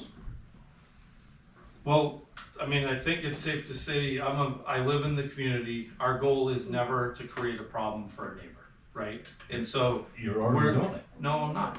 I'm doing what the town regulations allow me to do as a landowner. I pay taxes on this property for 10 years. Nobody in this room has. And so this book right here, which has your zoning, subdivision, site plan regulations, this is what tells me what I can do and what I can't do in this town.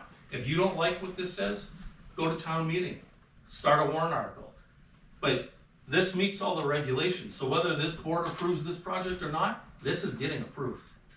Can you Wow, wow, that was a mean one. And that's pretty neighborly though, I mean, if you live in a town, and to be kind of rude about it, I mean, it's kind of rude. I mean, if you think about it. We have to close down. Well, I mean, it was kind of rude of him to speak to people that way, really. I mean, because we're asking questions because your That stuff right there just floods tells- into my you don't shed. It's Your been stuff done. comes into my shed. So, I mean, there's water coming down and it's going into my shed. So we get sump pumps and pump it back up and I mean, I didn't have a sub pump. I would go Pump in her my, up to their house. we to the can pump basement. uphill. So I want to ask a question. My name's Jessica Hart. So you're saying, as a father, you want to build these houses for your children, and we are, as people who live there, explaining the conditions of the land. But you're okay with that. You're okay with building your kids' houses that are going to be flooded and have problems like all the rest of them do. So, yeah, I mean, I'm a civil engineer and a licensed designer in this state, right? And I've been on this property, and this property is very suitable for development. And so I don't have a problem putting my child in one of these units and having them live here. I think it would be a nice backyard. It's a nice area. There'll be a nice buffer between properties. I personally, I wouldn't have bought this if I, many years ago, if I didn't think it had, reasonable development potential. And so, yes, I would have my son or my daughter or my partner's sons live in one of these units, without a doubt. Okay, Yeah. we're going to have a lot of flooding issues. In There will be no flooding issues. It's, We all do. again, It Hackler is Manson something. Memorial. Alright, so, have you walked everybody else's property besides your own that it could affect? I have not trespassed on other people's properties. Well, you can ask. Yeah, we would. Yeah, if you we wanna would come let over you- and look. We would let you come over. Again, we're neighbors. We don't want any ill feelings. However, the ill feelings come when you're not really listening to what we're trying to say, and we feel like we have no recourse. I don't even think that the planning board's quite listening, because when you make a judgment statement that this is gonna be approved whether we like it or not, and you looked right at our selectmen, that's not a comfortable feeling. And I'm sorry, Mr. Paxton, I don't mean to throw you in this, but the gentleman did look just right at you directly. I must not have been looking at him. Well, I would just say that statement is based on your request for the project being denied and it not having, really based, I'm happy. Concerned about I'm wetlands, happy. I'm concerned about the animals that live on that property. There are little orange little newts, there's a bunch of frogs that live up there, like where are they going? Just like if that other guy's thing gets approved, that's pushing, where are these animals going? Well, I Because you think got when two you, pieces of land that are essentially abutting, kinda, and then these animals have nowhere to go. look, with all due respect, you live in a home on what, a half acre or quarter acre lot? Almost an acre. That abuts a piece of property right next door, and I'm just asking to do 2 acre lots. And so I'm not asking to do something that's egregious, and I am happy, even like when we are successful in getting this approved, I'm still happy to meet with the neighbors and say, this is what we're looking to do, and if there's something we can do to help a neighbor out, we will. I mean, If they're gonna sell them, I'm not I'd like to remind everybody that you need to be called on by the chair. Oh, sorry. Okay, you need to be addressing the chair. Sorry. So we cannot have everyone just talking over each other. We are being recorded. It is hard to hear online. So be respectful for everyone, and everything gets focused to the chair. Thank you. Thank you. In the back. Justine Gway, Memorial Drive. I hear what you're saying, Mr. Brandon. However, my husband and I don't trust a thing about the town of Troy because we have been raked over the coals on a couple of things that we shouldn't have. Somebody that was a volunteer EMT got sued by the AG's office and cost us over $4,000 for an attorney. we were required to pay for that attorney, even though it was really the town's fault that the ambulance was not run correctly. But anyway, that's neither here nor there. So that's why when you say to me that you wanna make us feel warm and fuzzy, I don't trust anything, because people have made promises to us. The town made the promise of paying us back for the attorney fees. We never saw a dime, other than the application fee for a building permit was waived, a one-time only situation. So I understand that you have this piece of land that you wanna develop, but we wanna make sure that it's developed correctly. I hear what you're saying, but we've already been told that the wetlands, that's an issue up there. We've been told that. We want to hear from the Department of Environmental Services. We want them to walk the property. We want them to make a determination. I believe that we have the right to request that and have them go up there and look at that property. Why would the board deny it previously? And they talked about the water resources in wetlands during that. I would hope that the minutes are somewhere for that We would meeting have that we had. to that point, I don't know what that plan of denied looked like. It could have looked totally different from this. So the circumstances to deny it would be different than this one. It could have been. They were crossing wetlands. They were actually putting a home over here on this lot and crossing wetlands. They were also impacting, I think, this wetland here. And so I did some research into that. And so I think the Conservation Commission did not recommend the project because it could have avoided those impacts. That's why we're really here. My plan is to avoid those impacts.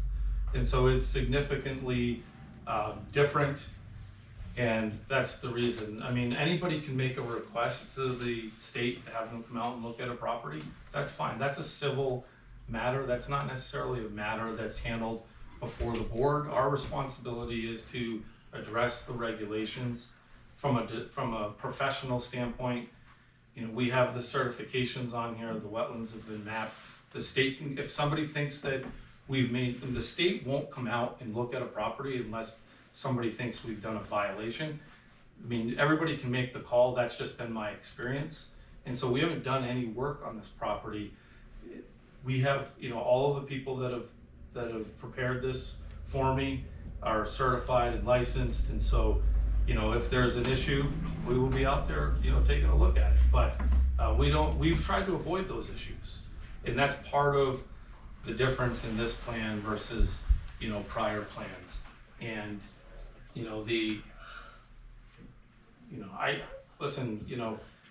we're happy to be neighborly, happy to meet with, the abutters out there, but I don't necessarily think it's tied to an approval because we meet all the regulations. I live in town. I'm not in a rush to necessarily, develop the property, but at the same time, I think that that's really a civil matter, and you have to allow an opportunity for people to be neighborly. I own a business. People can look me up. I'm happy to meet with people and take a look at something. We will do our best to make, the development, as friendly with the neighbors as possible. I believe this has to go to the Troy Conservation Commission anyways, because it does abut the Water Resource District. So this will go to the Conservation Commission anyways for a recommendation. I think it only goes. I do think that is a bit of a different interpretation than we've used in the past for other subdivisions, that we have said that just because they're moving a line. Yeah, well, we're talking about if he's gonna move in a line, he may be building. Exactly. So, I'm just going by the abuts of the water resources. Yeah. Since I got tossed into this fray, I feel I am entitled to make a comment. I heard Mr. Brandon's comment. If he looked at me, okay. My interpretation of what Mr. Brandon said is, and please clarify this if I'm incorrect, is that whether the planning board, he believes, rightly or wrongly, that he has a completely conforming subdivision, period, the end. And so whether the planning board approves it or not, if the planning board denied it, he would then look for redress in Superior Court, sue the town, and have a judge determine whether he in fact met the criteria. Has nothing to do with me personally, has nothing to do with the Board of Selectmen. So I really resent you tossing me in that somehow there's a fix-in between me and Mr. Brand, because there absolutely is not. That's not what I said, sir. What my, and Chairman, is it okay if I address Mr. Thaxton? We don't get too out of hand, I mean, once No, past I this promise, project. it's just to be quick. My understanding was if this gets denied, that they can appeal to the select board. That is what why I No. said what I I said. think it would go Go to the ZBA, ZBA You go to the first. ZBA, and then if the ZBA denies it, he still feels he's been wrong, then he can go to court. It never goes to the select board? No, Why would it? yeah, we're not a Well, court. I'll have to reread what I. Yeah, so if something is denied here. and We've the had others enough of those are- in the last 4 years that I can tell you, It doesn't go the back next to the stop select is board. Superior Court. Well, ZBA, then Superior Court. ZBA and Superior Court. And if he meets all the criteria and we just deny him, he can go to the ZBA. The ZBA is gonna look at it, and it's gonna be peers of the people in town that's on the ZBA. And if they're gonna look through it and he meets all the criteria, they're just gonna agree with it anyway. So he does have a point, saying if he meets all the criteria with our current ordinances, that is true. And I would just say that the basis of that statement is that we've really gone out of our way to meet all the regulations. I'm not asking for waivers, I'm trying to be very reasonable and fair with the subdivision. I think it's a good layout, I think it's sensitive to the neighbors. I had one gentleman, I can't remember your name, but I remember when I stopped here one day, you asked me if I was gonna do something on the area next to your lot. And this layout tries to be sensitive to having things not close to your house based on conversations that we've had. And so there is good intention here, we meet the regulations. I would just say that, and I would ask, I mean, the board, I mean, we are not in a buffer, we have adequate separation to the water resource area. I don't think, and I've done quite a few projects in town, I don't think we've had to go to the Conservation Commission for every property that has wetlands on it. So I would ask the board to consider, that not being a requirement, because the Conservation Commission is an advisory board, and if we meet all the regulations and we have the adequate buffers and we're not imposing a buffer impact, then there's not a lot that comes from, that dialogue, in all fairness. And so, I would rather, my hope is that the board would consider taking action on this tonight. I will commit as a resident and a professional to meet with the abutters and try to make sure that this project mitigates this, and addresses some of their concerns. I mean, that's what I'll try to do that personally, because I want to do things the right way. Pamela Pratt, I don't know, I live down in that little corner lot, I'm on South. You're right Street. here. Yeah. I'm just curious, that looks like a lot of space between my house and the houses that you're proposing. Yep. But in reality, can you just give me an idea of like the footage? What the distance is? Yeah. Because I know I can see my neighbors on Memorial Drive's lights at night, so it looks really big, but. So, the distance from the closest home to your closest property line. Yeah. Was there one of those that showed the houses you thought Would of? be about 380 feet, through the woods. Actually be a little bit longer than that. This one here, sir? Yeah, that's what I was doing, just so we can see where you're measuring to. Chairman, can we know where on the map the houses are being? This is the one got that's right right there. there. That's why, if you wanna get a little closer, you could. About 380 feet to your closest line here. And Chad? this will all be wooded. Could you just with your finger show the driveway and that box where the house is? Yeah, so this is the house. This is the same size unit that we built Sorry, I just want. on Mill Street. And so I use this as an example. And my, The dark black line is the driveway. the dark black line is the driveway here. This is the gravel turnaround that, you know, we think would be reasonable, but we don't have to do that. If there's concerns about that, we're happy to withdraw that. These are the driveways here. And again, you know, just the units there. And so you can envision basically a, 30-foot yard around those units. And then the rest would be wooded. And it's still gonna be a very wooded area. The buffer areas and the jurisdictional wetlands will remain intact. There's not gonna be any impacts there.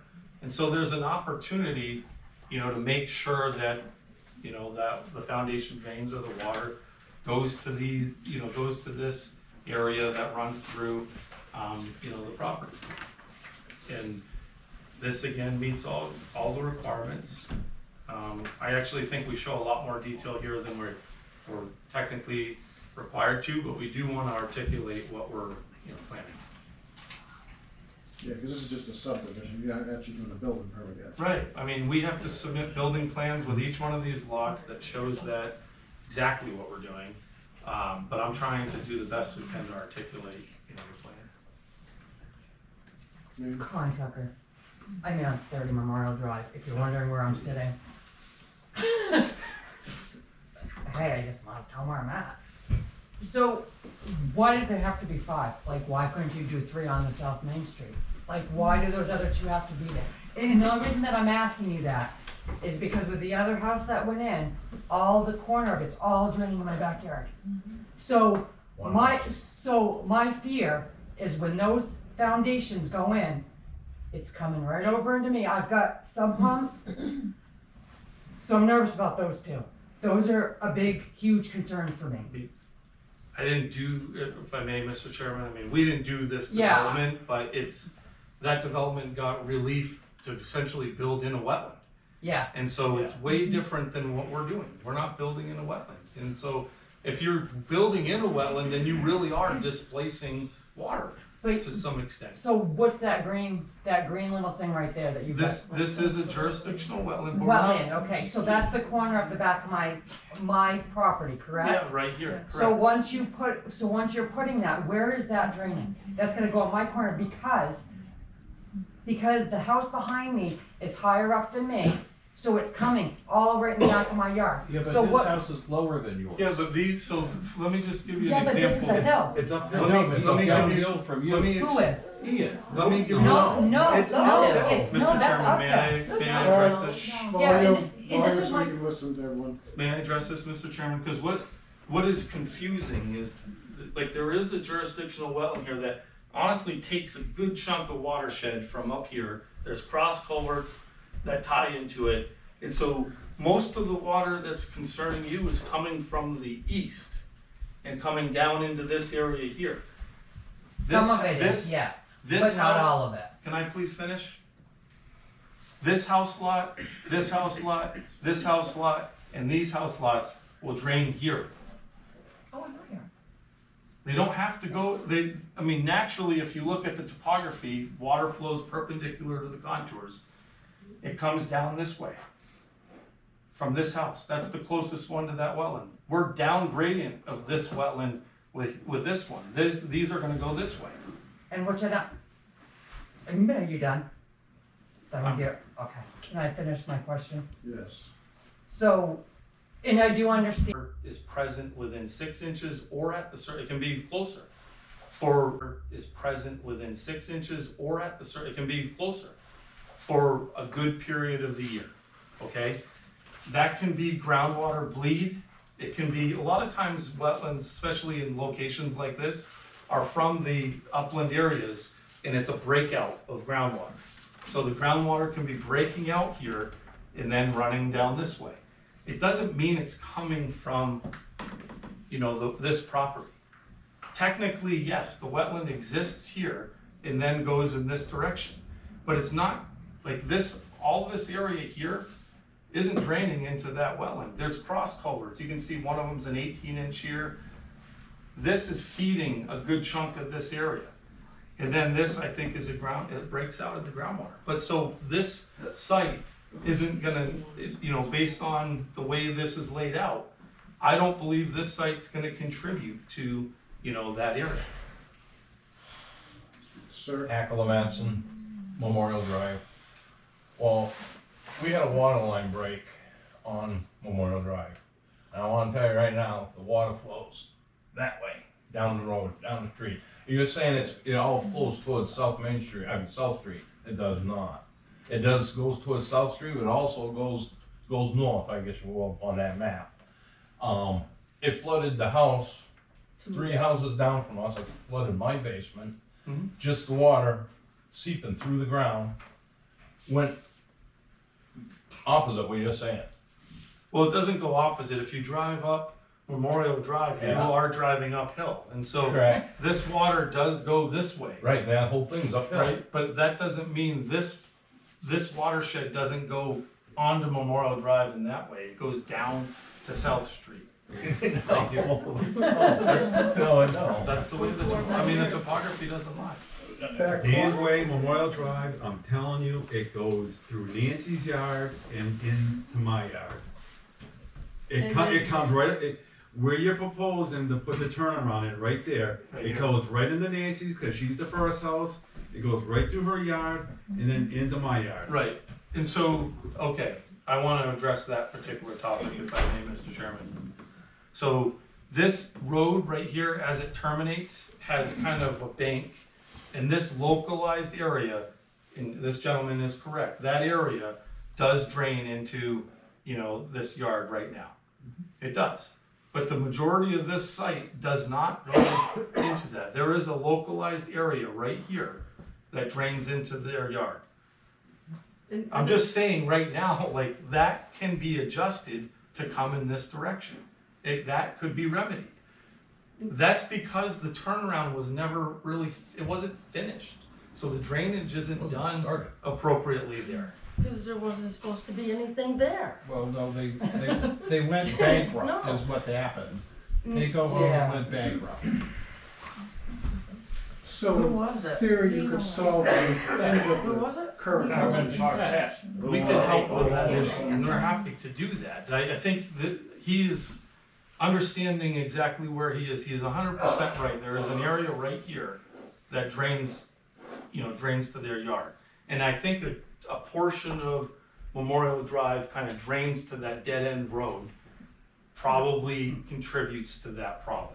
No. At the turnaround area, it looks No. like that area does a little bit. It's honestly, Did- sir, it's all the water, sorry. Well, I had a, obviously related, but the lady who lives, was it Pratt that lives in the little cutout down there? For the benefit of everybody here, you calculated that at about 380 feet. Now, I'm not that good, and I know you're an engineer and you wanna be exact, but I want you to drop that for a second and say, would you say it's about 400 feet from here to the deli? Close to that. So that's the distance he's talking about there. The other question I have I want to ask for a bit is, looking at this piece of property relative to what we saw earlier today, where this is a relatively conventional, I would say this is a very conventional layout. If you wanted to absolutely get the maximum number of lots you could get out of this property, how many more lots could you get out and be conforming? Could you get another 3-4 lots out of it? Well, I could look at, I mean, honestly, I could look at, I mean, you could go as far back as looking at that old Memorial Drive plan and saying, hey, phase 1 was built, am I vested? Because Right. that was built for phase 2. And then you And I got could try 25. to resurrect that plan. That was a lot of lots. Yeah. That's not reasonable. No, but, so even if you, ignoring that, based on current subdivision rules, I mean, I see at least 3 more lots. It's 2 or 3 lots that you could I mean, it would look horrible, it would look horrible. It wouldn't look as horrible as the one on South Street. It would look horrible.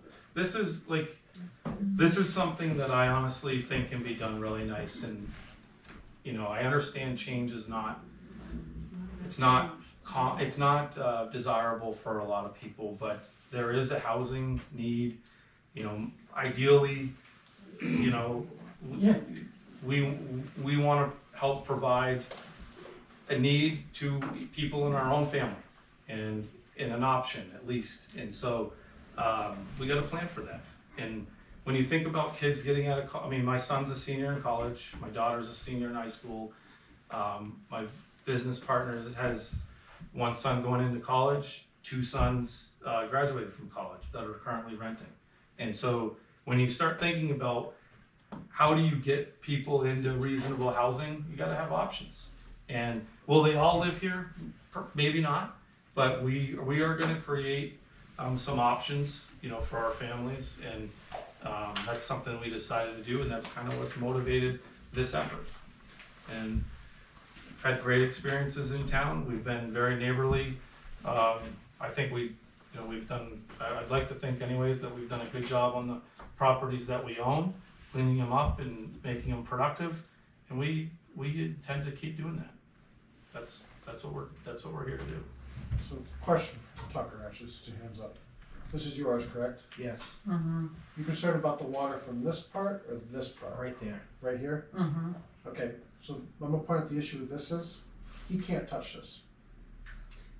It's He can't- wetlands. I understand he can't touch it, but So if he you, can't fix the water issue coming from here. but it's adding more to it. He's Because once you he's put gonna be the- above it. He's above it, uphill. These ones. Yes, those are uphill. But this, with the do you mind if I just, I'll let you. Because if I understood you, I'm just gonna say what I'm understanding, so we're on the same page. He's gonna direct water flow from these 3 this direction. 100%. So it shouldn't add to this one. If what I understand is saying is correct. And I'm not even gonna direct that. The existing contours, this one definitely goes here, this one definitely goes here. This one's right at a break. So if we just favor this south side of this lot, this will come this way. And so we won't contribute to that area. I mean, and that's very doable. Did you have a question, Doug? Yeah, like you said earlier, it's the change thing. I don't mind change. I think it'd be really nice to have decent houses. I think it'd look great. I think it would work awesome, and I'm not opposed to it. The only thing I'm opposed to is I can't handle any more water. So my problem is if you're gonna do something, what kind of a plan can you make that will not make any more water come our way? I mean, I'm not asking you to move mountains or, you know what I'm saying? I'm not asking you to put another freaking 30-inch culvert in all the way around the whole place or make a moat. But I mean, I can't handle any more water. I already had to dig a ditch from the road all the way to my backyard to get rid of some of it. So I mean, how can we make it so? And I mean, it's a great plan. You actually have nice square lots. It looks good. You look like you have houses. Look like you got sorry, but you got your shit together. I get it. But yeah, how can we make it so no more water comes our way? I understand there's always gonna be some. I understand there's a wetland. I get it. But is there any way that you can figure something out to make sure nothing else will come our way? We can't handle it as a whole. Well, we can't handle anything else. Well, these lots are down, Mr. Chairman, do you mind if I answer that? Sorry. These lots are down gradient, and these lots definitely go this way. This is the only lot that would have the potential of bringing water this way. We could easily have a diversion swale here that guarantees water doesn't go that way. But, I mean, happy to commit to that if that's something that the board would consider. Again, we meet all the regulations. I would be happy to meet with you out there to talk about that. I think it's easier to see on site, but I don't want that to hold up my process. I think that also would probably be covered when you go for your building permit, because that would be more concerned with that. It could be, but I mean, I would wanna make sure you are addressing their concerns, because obviously we don't wanna create more issues for everyone. Honestly, Yeah. So I have a question regarding the flow going north. What is the grade from south to north? What's the grade on that flow going that way? Because we do have quite a bit of wetland or wet property in our backyard. Yeah. And I don't know if that's affected by that water, or do you know what the grade of that is? Well, I can tell you what the grade of, like generally what the grade is, you know, across here, Right, if you're looking yeah. for it, okay. Because if more water's going there, is it gonna overflow, is it gonna pool? Well, this is, I mean, this wetland right here is an interceptor to any water that would be coming to your Sure, that's what I understand, so I'm just curious, if that's an interceptor, how big is that going to grow? Is it gonna puddle or is it gonna flow north? This wetland actually has a channel in it. This flows, you know, through the site. Yeah, that's a big stream. And What's the grade from south to north? so from here to here, Mhm. yeah, so.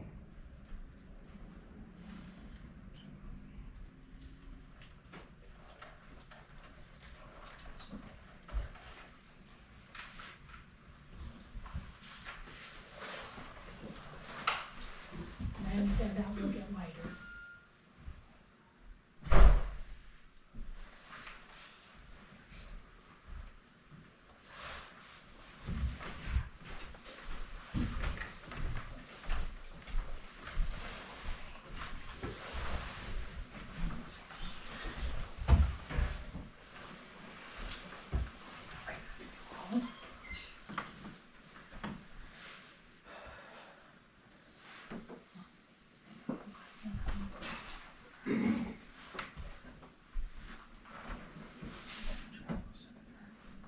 So,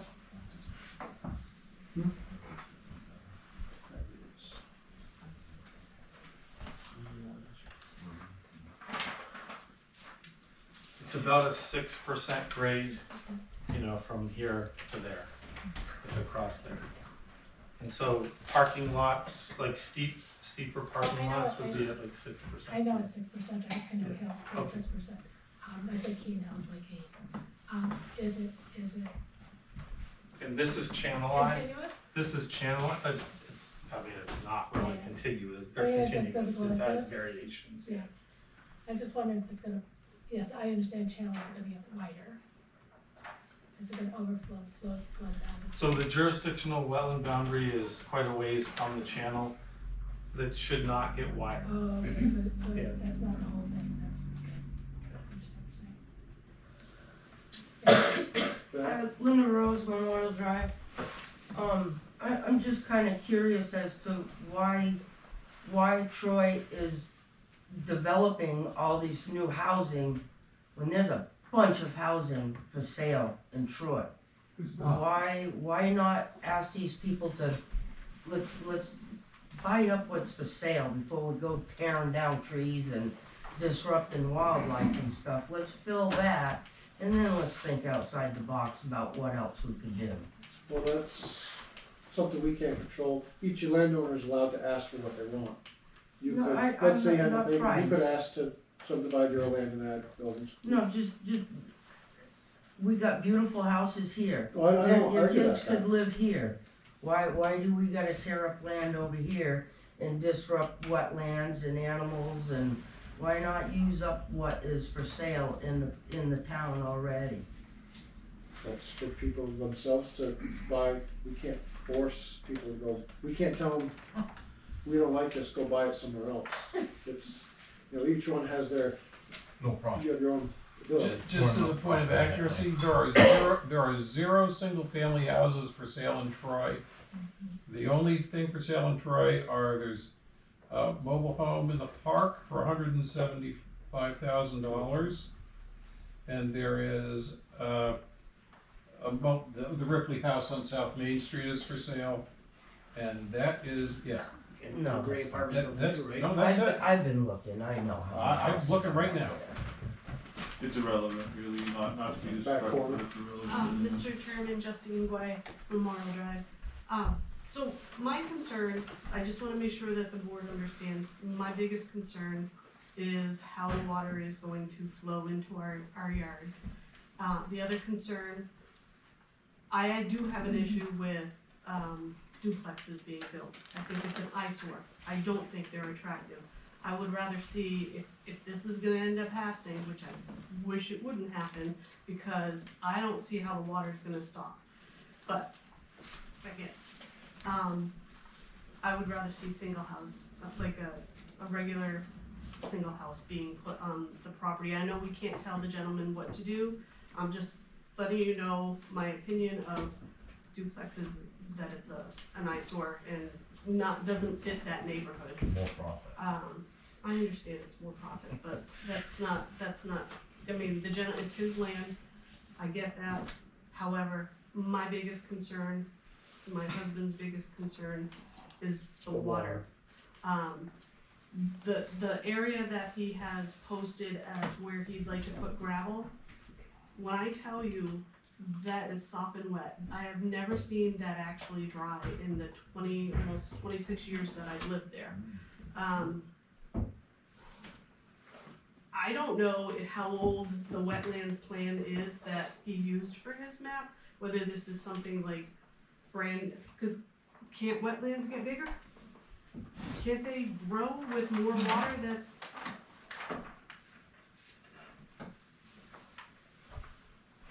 So the requirement for wetland delineation is you're supposed to take a look at the wetlands every 5 years. We were out here re-looking at this wetland the wetlands out here last year so that we could certify to this. So it's been looked at recently. This area here is kind of like an old log landing area. And I looked at a lot of properties. It was a long time ago, but this area is where we currently access the lot, and it just makes sense for driveway to go there. And I understand people's opposition.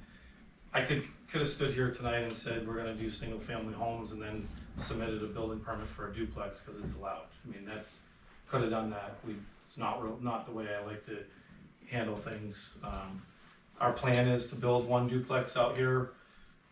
I can file for a building permit for a duplex right now, but I really thought the optics would be better if we came to the board, kind of shared, what the long-term plan is, and then, take it one step at a time. Obviously, we need to connect to municipal sewer and water, so we wanted to be a little holistic with, that approach. We met with them already. We got some good guidance from them, and this is just the next logical step. It might take us years to do, this plan, but the imminent plan is, for one building, right out of the gate, and we'll see where it goes from there. I'm not going to say that we wouldn't do another one. I do think that what needs to be understood is that we do have rights as landowners in this community as long as we meet the regulations, and that's what we're doing with this proposal, and we would appreciate the board to consider that on its merits and hopefully take it up this evening. Could you talk again about the boundaries of the wetlands, who did that and when they did it and what their qualifications were? Yeah, so I actually had two of our wetland scientists out here because I had the wetland mapped many years ago, and you're supposed to have it looked at. The general rule of thumb is every 5 years you should relook at a wetland to make sure it doesn't change. So Christopher Gaida, who stamped this plan, he's been a business partner of mine at Fieldstone for 16 years. He has been practicing as a certified wetland and soil scientist and septic designer in the state of New Hampshire for over 25 years. Very qualified individual, not rounding any corners. I also had another gentleman in my office, Ken Robinson, who's also a certified wetland scientist. Take a look at it just to make sure everything still looked good, and that nothing had changed. things can change. I mean, developments sometimes, you know, especially situations like this, or, you know, blockage in culverts, or, you know, whatever. I mean, things can change a little bit. Generally, wetlands don't change a lot, especially on properties that have some gradient. And so that's been validated. We're certified, you know, we're compliant, we meet all the criteria, and so it hasn't been taken lightly. You had a question, really?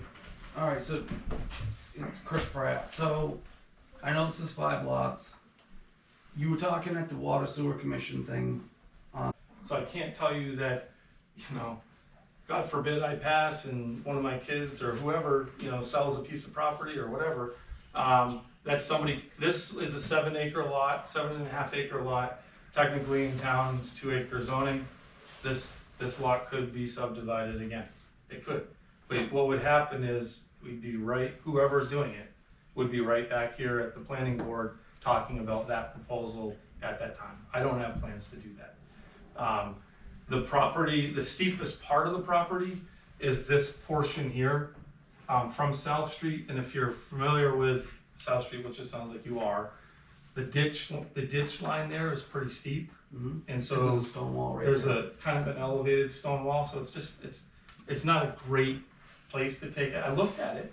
It's not a great place to take access. And I didn't want to cross the wetlands because that was the reason why the last project, you know, got denied. So I'm trying to move in a productive, you know, area. And so, you want to buy a piece of it? Yeah, maybe. Yeah. So maybe we'll talk about it. I mean, it is an oversized lot, but I don't have plans to subdivide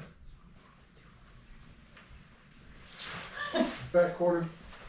Mr. Chairman, my question in Justine Guay Memorial Drive, is it possible when that other house was built on South Main Street on what was essentially wetlands, and I wasn't in here fighting because I didn't know that was all even being built, but anyway, until it was already built, could that have now expanded the amount of what that wetlands footprint looks like because of all of the excavating that they did? Could they have pushed and made that possibly bigger? Because I don't know what date this was actually done, but I do, you know, I know that the If I remember village. correctly, that house was to get up to the buffer of the wetlands, but did not touch the wetlands, so it shouldn't have adjusted it.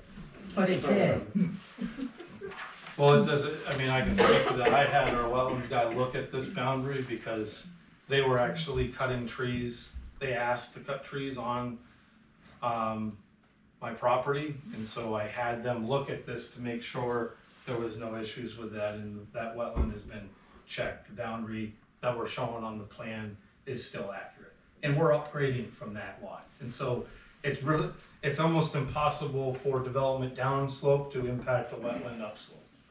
Even though they raised up their lot? Yeah, because it's low on their perimeter, so it goes around their house, which is here, and then goes, you know, sadly probably into their backyard. But that's the Exactly. And you know, but that's the reality, is it's going downhill. It's not going to have an impact here, and we're not proposing any development here, so it's not going to change setbacks or any of that stuff. The concern is when you start building that road at the end of Memorial Drive, all that water, where is it going? Because that is nothing but water.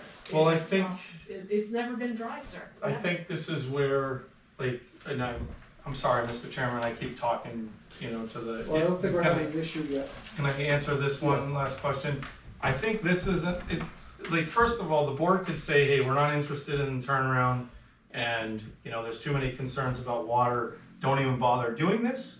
But there's also an opportunity, like, there's a lot of elevation on this property from here down here, where we could take a look at running that water, you know, down past your property and making sure that there's no water, you know, from here. I mean, there's this water comes, you know, could come this way, but it's not something we have to do. I just thought, as a dead end road, no formal turnaround.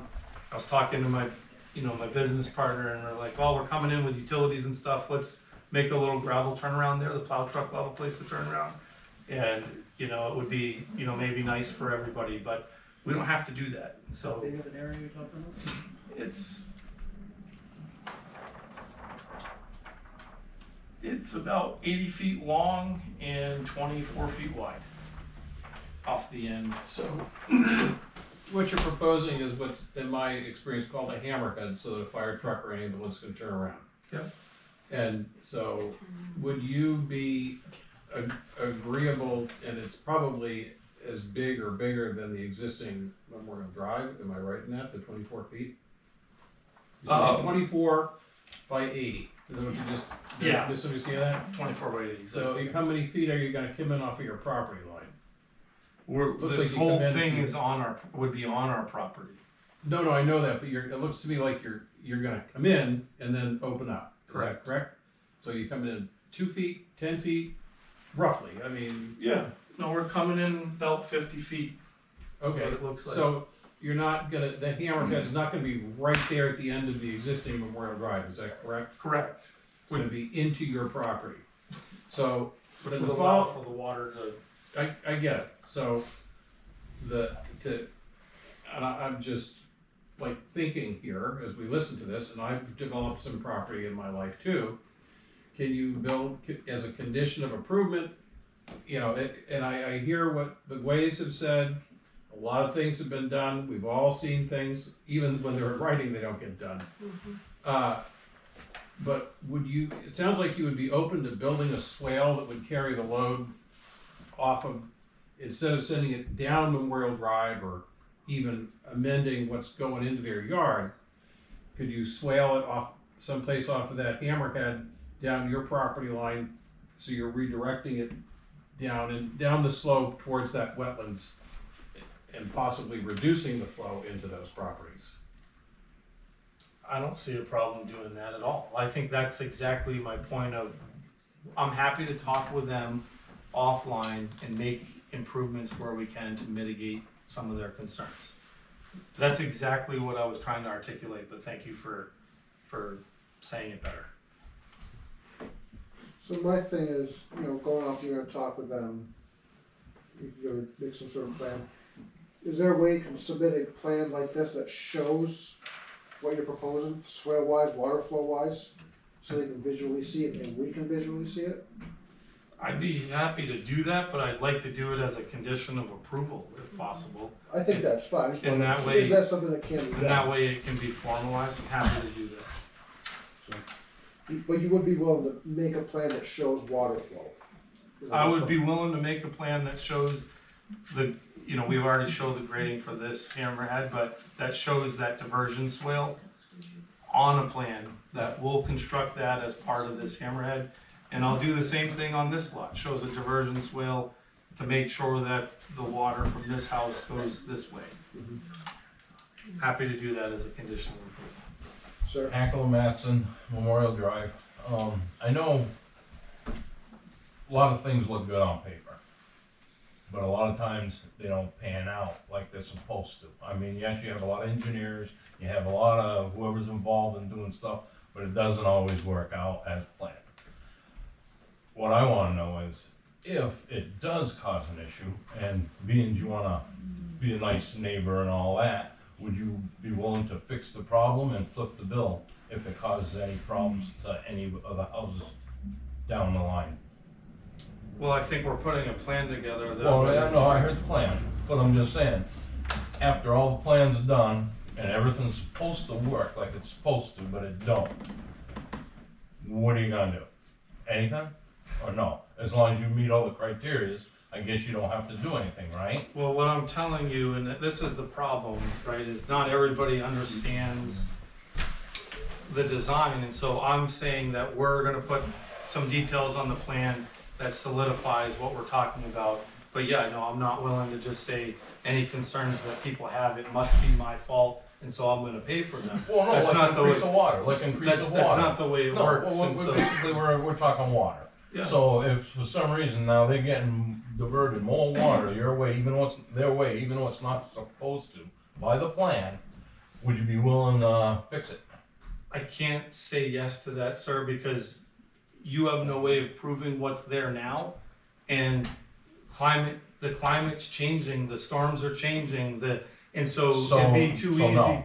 Yeah, the answer is no, absolutely, no one's doing that, and it's not required, but I'm here in good faith making offerings to address concerns that the people have shared, and I really don't have to do that, but I think that I'm trying hard.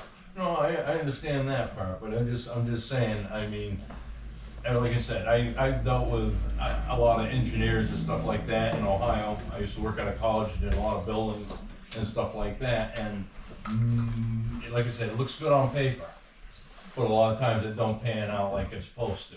And what I'm saying is because of that, but town ain't gonna do nothing. No. It flooded the guy's basement down the street. Was it just an act of God? The pipe broke, so nothing could be done about it. Yeah, you would be unfairly asking anyone to be able to prove something that's almost unprovable, and it's not as a disrespect, but. Right, well, like our driveway, water, it rains, water will come in there, it sets, it disappears the next day. All of a sudden, the water's not disappearing like it used to. And found out that's because of the water main break, and what it was doing, it was flooding underneath our driveway, and the water wasn't dissipating or seeping into the ground like it used to. Can I prove it? No, I can't prove it, I mean, but that's the way it was. And that's how we found out it was a water main break. So now, yes, you can say, yeah, if you had an overabundance of rain, but if you don't have an overabundance, you just got regular natural stuff and things are happening, you know, every day, just a little bit of rain, like your normal season or whatever, all of a sudden now, Dan's getting more water, whoever's getting more water in their backyard. It has to be because of the change, right? Maybe. Well, maybe. You could pull that logic, yeah, I mean, I guess the best we could do is take he's willing to try to do swales.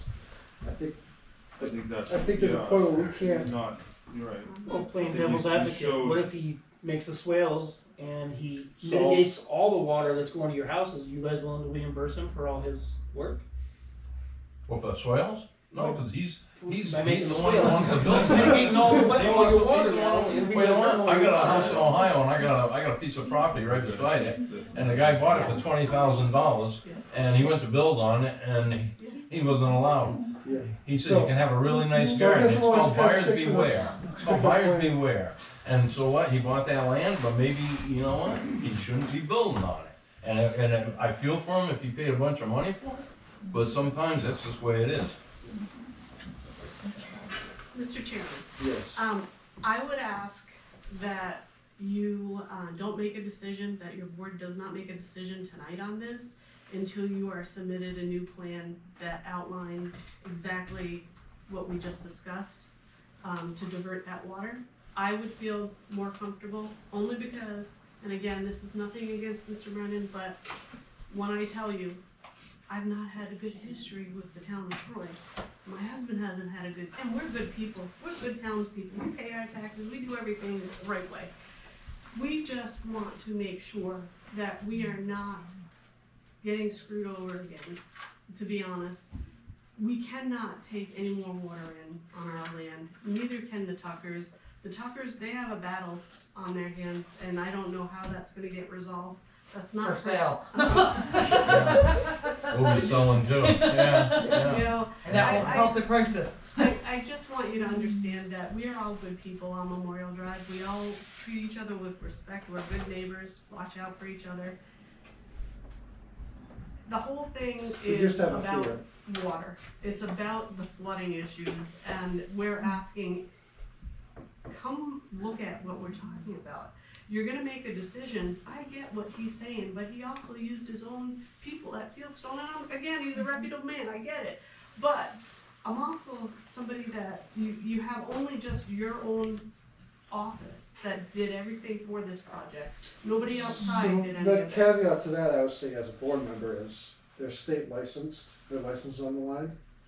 I could walk out there and look at it. I'm not licensed, I don't know what I'm looking at. I can tell you there's water in the ground. So what if I make a decision, not being licensed or trained, and it made a more adverse effect? Would you take the licensed state trained, or would you take an uninformed opinion. Cause I could probably go out there, we'd go out there and look at it, we'd be like, it's wet, it's dry. But But you, we're not trained in that field, so will we be making the right decision? you have the right to ask for an outside opinion. That's what, Source. I guess that's what I'm saying. And again, it's nothing against this gentleman. It's honestly, sir, I don't have any, it's just, I wanna make sure that everything is done correctly because there's been so many things that haven't. Wouldn't everything that this gentleman is having all the people go out there and, you know, make sure this is this, they're all employed under Fieldstone. Isn't that a conflict of interest? No, cause developers usually have their own, people and they do it all. Again, we go off the state licensing, they're state licensed, therefore we accept plans. It doesn't matter who prepared them. Hackle Madison, but he said one of his is his business partner. Yep. Well, that would be a conflict of interest, I would say. There's no such thing as a conflict of interest when you're licensed. There's code of ethics, Right, you gotta you- follow the you standards. follow the standards You and got, go, I mean, right. anybody that hires us to do a project, someone, if that was the mindset, everybody would get up and say, well, you can't use them, they're getting paid to provide the service. I mean, where do you draw the line? And so, my proposal, I mean, we're talking about all the same things, Mr. Chairman. Well, I understand what the concerns are. I've proposed to commit more than what I think is required by the regulations, and I'm asking the board to take my consideration up to a vote this evening as a condition of approval. And I'm hoping that that's where the board, you know, can go. I'm happy to, I'll submit the revised plans. They can be reviewed by Ms. Ogilvy, who is an independent, you know, person, or anybody on the board, whatever. And it's a pretty simple solution to the problems that we're talking about. If there is a diversion swale that is adjacent to a property, then surface runoff cannot get there. And so we are by default addressing, you know, that concern. That's not a requirement in your regulations, it's a offering that I'm willing to incorporate into the proposal, and I would like the board to take that into consideration this evening, please. So just a little more detail on the timing of that. I know that you're not building right away. So these swales would be put in when you put the hammerhead in or when you put in that second house, is that? Correct. When you would do that? So I would say that this swale, that's a great question, I appreciate you asking that. This swale here would be put in with the first building permit that is issued on, off of Memorial Drive. And this swale would be put in with the first building permit that is issued off of, South Main Street.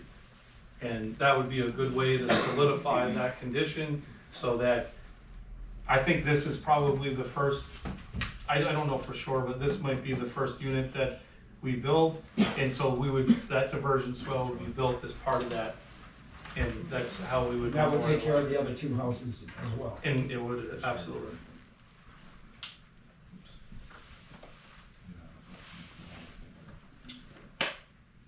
Colin Tucker, are you gonna put a swale up by my house? because it's coming, so I've got stuff coming in my yard now, so would you do that and put it in with your hammerhead and then swerve it all the way down, or like, I'm not trying to be difficult, but I really don't need any more water. I mean, we're putting the swale in here to protect that lot, because again, this is the only lot that's draining that way. I can't dig a swale in the buffer or in the wetland, and so I can't change those existing conditions. I'm sorry, but it's not permitted under the town regulations or state regulations. Yeah, it's actually illegal to mess with the wetlands. I know, I didn't know I had wetlands next to my shed, so that's why that I'm asking that. Because I don't have wetlands there. So, how long would it take you to get plans that show the swales? Well, I'd be happy to submit those. I mean, our plan is to move forward with a building permit, and so I'd be happy to submit those, as a condition of approval and get it back to the board. Yeah. get them back to the town. And so the way that would work is if the board is able to address the approval this evening, with that being a condition, we would have to, those revisions would be done on the plan, and typically, and I'm sure you guys have done this before, but you can appoint someone to review that. I'm happy to review it with somebody, Yeah, my way I'm looking at it, as taking in the public's input, we have 65 days to do an acceptance. You do, I'm asking, I'm going So out my of my thought way to was, make an offering. So. 2 weeks is our next meeting, could you have some sort of plan then that these interested public could look at? And we'd still be well within 30 days at that point. So I'd be willing to, if you want to do a conditional approval tonight, I'd be willing to do a compliance hearing in 2 weeks that shows, and so we would review the details of that, and you would say, yep, they complied with that condition of approval. In that way, it's just it's progress. Yeah. If he does this plan of the swales, if he never came back, the approval will be rescinded. So he's looking for a conditional approval so he can go to the water sewer, get that started, and building permits. But he would have to come to us in 2 weeks at a hearing, which you guys can all come to, and show these new plans that show those. So just so you're kind of on the same page. I don't want you guys, you concerned, town, I don't want you to feel like you're being ignored here. But at the same time, we want to maybe consider helping his process too. But this would kind of cover that. Hackle Matson, Memorial Drive. All right, so if you do not approve this, can he still go ahead and build? No. If He he does cannot. not approve, if we do not Because approve, what it we made go it to sound, whether you ZBA. approved it or not, it was gonna get done. Well, it would be That's a what process. that's what that words out of his mouth, If right? we say no, Yeah, let's say we say no, yeah, he would then have to go to the zoning board and, say, hey, and go through all the legal process and go all there. that. And if they said no, he would then go to Superior Court. I would go to So- Housing Appeals Board actually, which is was an expedited process for projects that meet all the criteria and where they're unduly denied on a local level. And I'm not saying this to be arrogant or difficult, but the project meets all the requirements in the ordinance, and so, it presumptively would get approved there. I've been there a lot with other developments that, are doing a whole lot more than this. And if we meet the rules, landowners do have rights. And so I'm not saying that as a threat.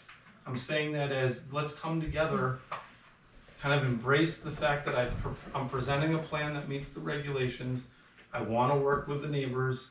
Let's be productive about it, and I think we've kind of worked through that this evening. Like, we're gonna help, but that's why I'm asking the board to also work with me on a conditional approval, compliance hearing in 2 weeks. That allows me to go back to the Sewer and Water Commission. It allows me to start that permitting process with them rather, and it's just productive then. And so just want to clear the air, like, that's not a statement of arrogance. I'm sharing facts about that's how the process is. Mr. Chairman, earlier you stated that you wanted to go to the conservation group, or whoever they are, and inquire about the previous denial. Are you still gonna do that? Well, Because would I don't think the that- previous denial will go to Conservation Commission. I do some of that research, but it's for a different plan. But I thought you said something about this. We question, and we probably still have to discuss this, so I guess the next step is we'd close public hearing, so public comment would stop. We would then go into discussion as a board, so we haven't reached that point yet as a board either. So that would probably be a point of discussion, is whether or not we feel the Conservation Commission should get involved. I would request that you do go to them, to get their opinion. And if so, it couldn't be approved now then, right? We have to, I think, do we need to leave now? Is that what you're saying? No, you don't have to leave. So, Get out. And when we close a public hearing, it means public input that is done. You're not, how do I want to put it? Your opportunity to comment is. Your opportunity to comment is technically over. That doesn't mean we're telling you to shut up and leave though. And we have been, historically, as board, kind of lenient and letting people talk. But we don't have to, when that public hearing closes, we can just discuss. We don't have to sit here going back and forth with all everyone. So that's kind of how the public hearing goes. We accepted it as complete. We're in the public hearing portion, the public speaks. At the point we'll close it, we'll go into discussion. That discussion will take in all these comments. Do you want to go Conservation Commission? Do you want to make a conditional approval for a plan that shows swales? Do we want to just hold off? So that's the next step after closing the public hearing will be discussion as a board. And then from there, we either choose to table it till the next meeting because we want to wait for plans, or we could choose to vote as conditional approval based on conditions being plans, Conservation Commission's opinion, stuff like that. So there's still, when we close the public hearing, there's still another step. Actually, probably a couple steps. A couple steps total. So, and it's 10 o'clock now, so I'm not sure how much truth we're going to get in discussion tonight. So I mean, it's going to be. Justine, you read a written statement in the beginning. Could we have that to make a copy of that? Oh, we have that. I think basically what I did no, was that's the application. I referenced. Oh, you referenced that. I referenced see. the previous I denial. see. Okay. And that I requested that it be denied based I on understand. that. Yeah, we have that. Yes. Thank you. And obviously, I haven't had a discussion with the board, so I don't know how it's actually going to go after we close public hearing. But I think now is probably a good time to close public hearing. I think we've kind of covered all the concerns. We've given us that other plan. So I'd like to close the public hearing portion at 9:54. Which leads us to the board's discussion. Is Carol still with us? Carol, did you have any thoughts? Yes, I am still here. Did you have any thoughts? Yeah, a few. I think that, I think it's pretty clear that the plan does comply with all of the regulations, and that Mr. Brandon has certainly within his rights to ask for an approval tonight. I understand that the abutters have concerns, but I also think it's important to recognize that Mr. Brandon can't solve already existing issues that property owners have, and I think that he's going a bit above and beyond what is required by the regulations, and I think that it's a good faith effort to try to help solve a problem that he hasn't created. So I would only, I guess my only thought about if you continue this to the next meeting, or whether you grant a conditional approval tonight, at any rate, when he comes back with revised plans with swales to address the diversion, I would hope that people would not then start questioning the accuracy of these plans. You know, none of us here are engineers. Those plans have been stamped by people who are certified, licensed by the state of New Hampshire. That, you know, they take tests, they have ethics that they have to follow, and it's never appropriate for a planning board, unless they do happen to be engineers, you know, to question those, or for anyone else for that matter, to question those. So I would just hope that if he makes this effort to revise the plans and offer to create this solution, or at least hopefully a solution, that those will be accepted.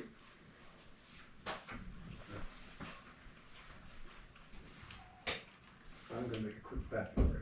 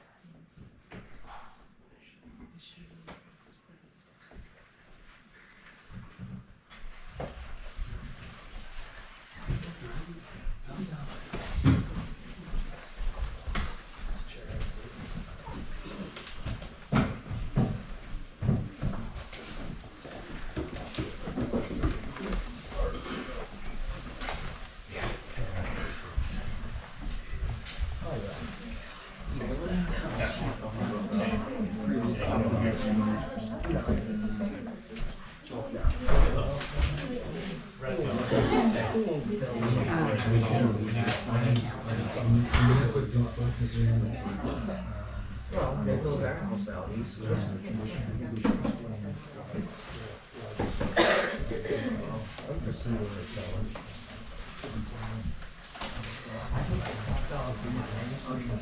Yeah, right now, Linda's house is pretty good, valued pretty good. Right? Yeah. Yeah. There is gold, Exactly. right?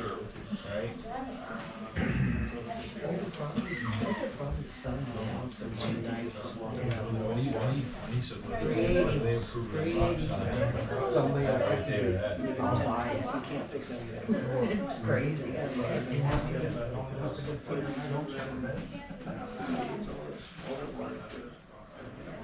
Linda's got good work. You didn't go on? Change your. I know. Yeah, right. Is anybody interested in buying a house? Yeah. Does it come with a free sump pump? No, Mine does have a no, sub that- pump no, in the it's a garage wetback, if buddy. you want one. That's a wetback. You Yeah. get on and just stay. So, It's half a of good it's thing garage and I'm half of retired, it's, so I can stay down there and wetback it. Yeah. It's downstairs where the furnace and stuff is. So is it But Dougie had to dirt floor, redo, or is it, oh, concrete? well, Dougie had to refix the concrete floor in the, Had to get a bigger one. and bring it down so it hit the sub pump because it was coming underneath my, furnace. Yeah.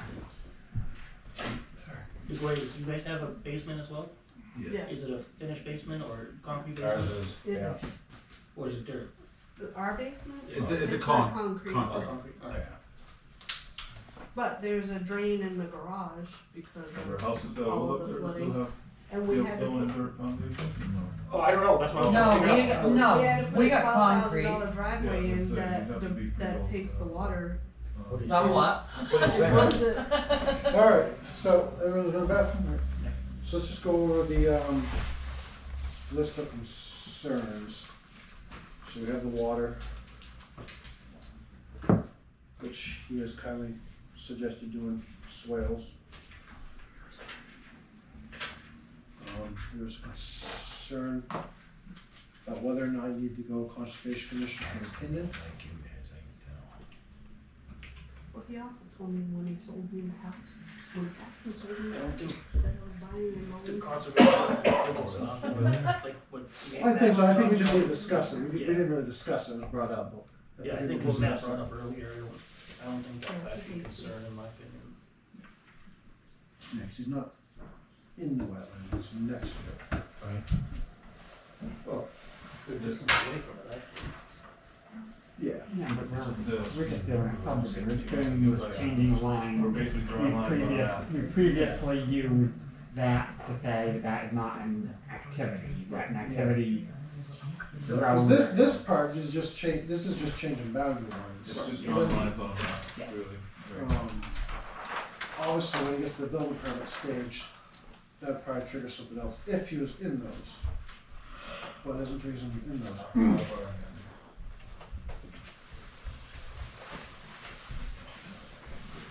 So, yeah, I don't, like, I think he's right, I mean, we don't have the other plan, but I believe it talked to roadways, and he doesn't have roadways going through the wetlands. So that prior denial. Right, and it denied the conditional use, not, like, that's how they achieved the denial, was the denial of the conditional use permit, not. So I know all of a sudden all these duplexes are over. I mean, ideally, it's pretty simple for me, and it's not that I don't understand, but it sounds like there's a problem that already exists that wasn't created. Yeah, And I think that, obviously they have water now, he hasn't touched well, properly, hold it's on, just, just finish, the butters have a chance to have a development, which doesn't usually happen, to try and address it, which I think they should take advantage of. Or make it worse.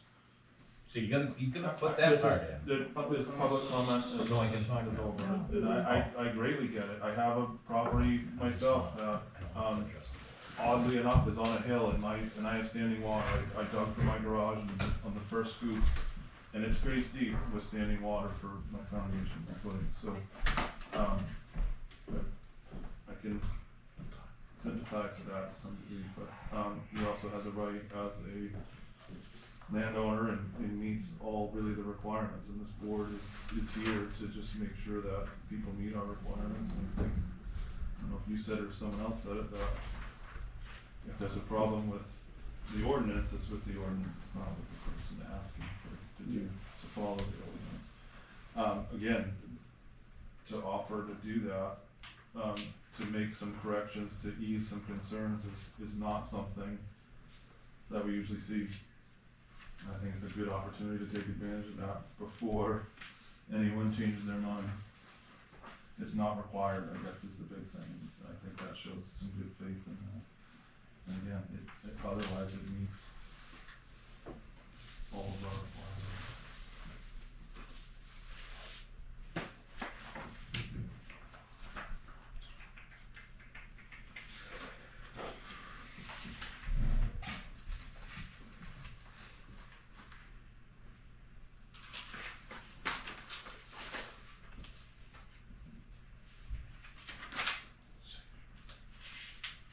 I just want to clarify, your submission of this denial and what my understanding of what happened there. I wasn't on the board at that time, but it looks like they were looking to get what's called a conditional use permit to put a road through a wetland.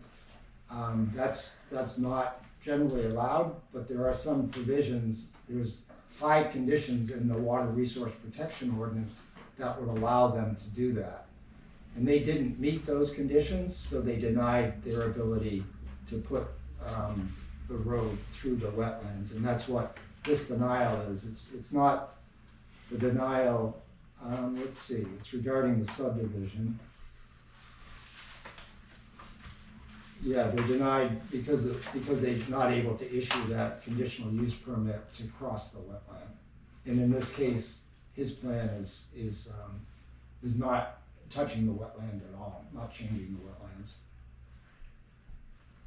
Is that other people's understanding as well? Yes, that's right. It didn't even make it to whether or not they would allow the subdivision due to the conditional use permit not meeting or not being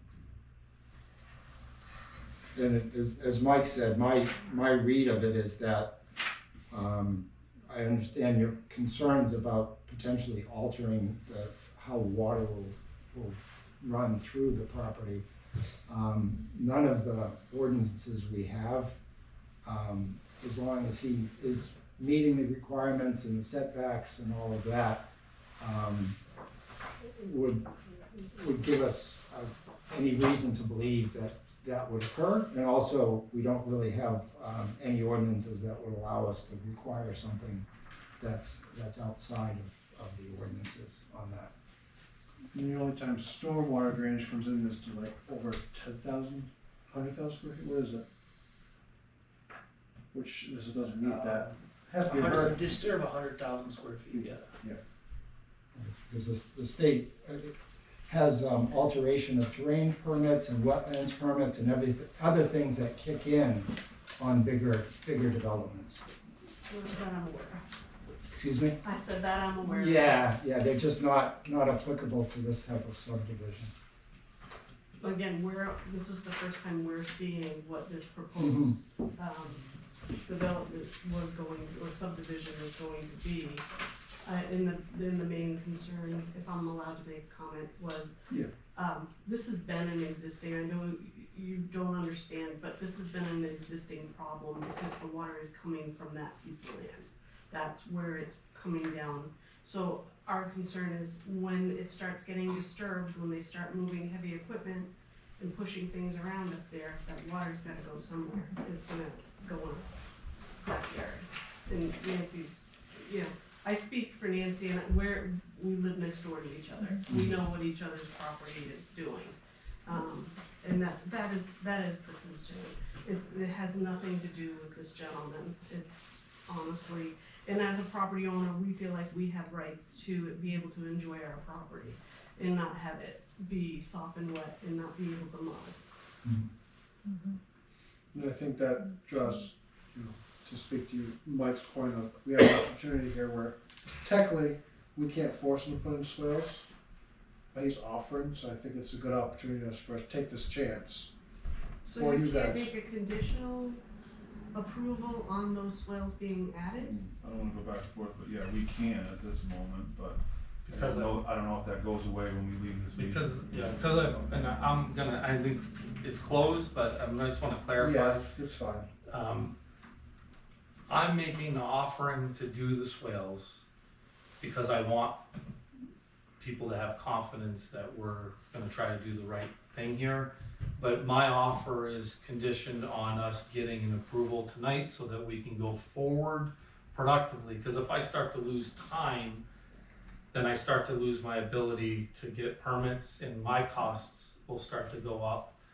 Cause I do wanna get started on one of these, but I feel like I have to go through this process cause I'm ultimately gotta go back to the Sewer and Water Commission. Yeah. So I'm making an offering out of good faith, myself and my business partner, tonight, asking the board to take those conditions. That is not required. You would just give it an ultimatum, which is fine. Well, I don't want it to look that way, but ultimately, I think that's the good faith, part of it, but, you know, in all honesty, there's not a lot of reason to deny it, period, if any, at all. It meets frontage requirements, size requirements. When he gets to the building permit stage, I mean, that pulls into a whole, He might have something else, but, yeah. that'd be a different It's board, not that'd be us, select it's board. not, that's not our jurisdiction. So with that being said, I'm gonna make a motion to give a conditional approval with Mr. Brannon's offering of putting in the swales and putting in on the site plan, On the utility. utility plan. Utility, I think it's fine. Well, if it shows it on the plan Right. somewhere. Okay, can we just amend it to just show that there's one on whatever the northern part of the property, and then the second one, just make it a little bit more specific so that everybody's comfortable. So, yeah, he discussed putting a swale on proposed lot 13, Yeah, let him 34, show us. There would be one, it would come down here, off the, like the hammerhead area, Yeah. and then the other one would be on 3. All three, sorry. Yeah. So 13, 34, 1, and then 13, 34, 3. Make sure it's getting put in our minutes so it reflects it. What were those, 1334, what? 1 and 1334 3.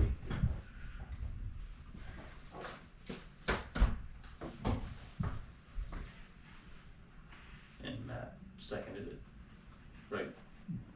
Do you have an issue of, I'd like to amend that, just to ask the Conservation Commission for opinion on it? I don't think he has to go there, but we could just forward him the stuff. But if I'm getting a conditional approval, then the opinion wouldn't mean anything, so I would prefer that not to be the case, because we're honestly out of any jurisdiction that the Conservation Commission has. If we're out of the buffer and we're only creating Yeah. a subdivision, so it would really be a building permit item, I think. Yeah, you're probably right, because then you're actually disturbing something. This is just basically blind. Line working, yeah. Yeah, okay. Any discussion on the motion put forward by Chris Hopkins and seconded by Matt? Just on that motion, so did we say to be added to the plans? I don't Yes, remember. please. The utility plans. So the plans that show the water sewer? Is that what that is, utility plans? Yes, sir. Shows the houses in the driveway, so it's the best plan to show it. And, actually, I'd like to amend it to actually go ahead and approve the hammerhead as well. I think that's gonna be beneficial to the town and for everyone plowing, and for water and sewer, and so I'd recommend doing the hammerhead as well. Part of that motion, if you're okay I with think it. that's Okay? already part of the plan. It's part of the plan. Yeah, It's part of the already plan. It's good part of the plan. clarification. Who's gonna have to maintain that though, if the town is using that? We're putting it, the plan shows an easement that would be dedicated to the town. So it would be, the town would maintain. That would be putting gravel in when they plow and plow the gravel up, so they'd have to put more gravel in. The town can pave it if they so choose. We're proposing that it be gravel. Normally, within a town, I mean, it's to the benefit of the community and to the town, so typically DPW or somebody would put that on the budget for paving, but we'll bring it up to gravel, and, you know, And the town gets highway block grants to cover a lot of our paving in town, just so you know. It would, in all reality, be probably a much easier way for the plow truck to maintain that portion of it. it's a 3-point turn for a normal vehicle. I mean, I believe that that's very problematic for them. That's all I got. So it's already in the plan, so we don't have to amend it, so, I don't believe so. You're not your motion. Well, I just wanna make it clear that, go ahead with the hammerhead, because there was an option of not having it, so. Who seconded that? Matt did. All right, any further discussion on the motion put forward?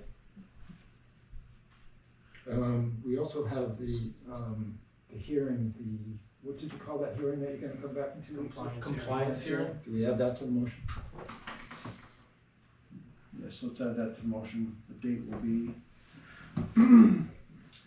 19th of February, which is 2 weeks from now. As amended. That's agrees. What's that date again? Sorry. February 19th. So if you guys wanted to see that plan, February 19th back here, you can see the updated utility plan. Any further discussion? No. All right, can we repeat the motion, just so we're all on the same page? Motion to approve what's this application called? Sub 25-03.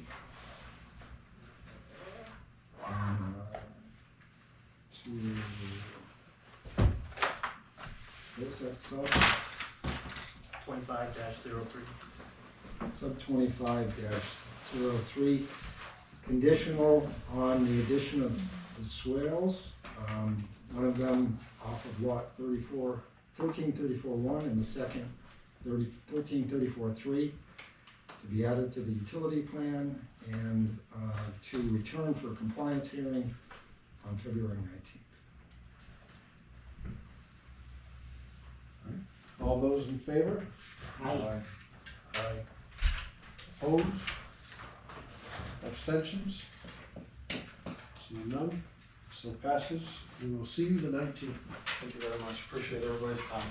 I believe we'll see everyone else 19th. Motion to approve the Common Flora Planning Board meeting minutes for Wednesday, January 15th, 2025. I'll second.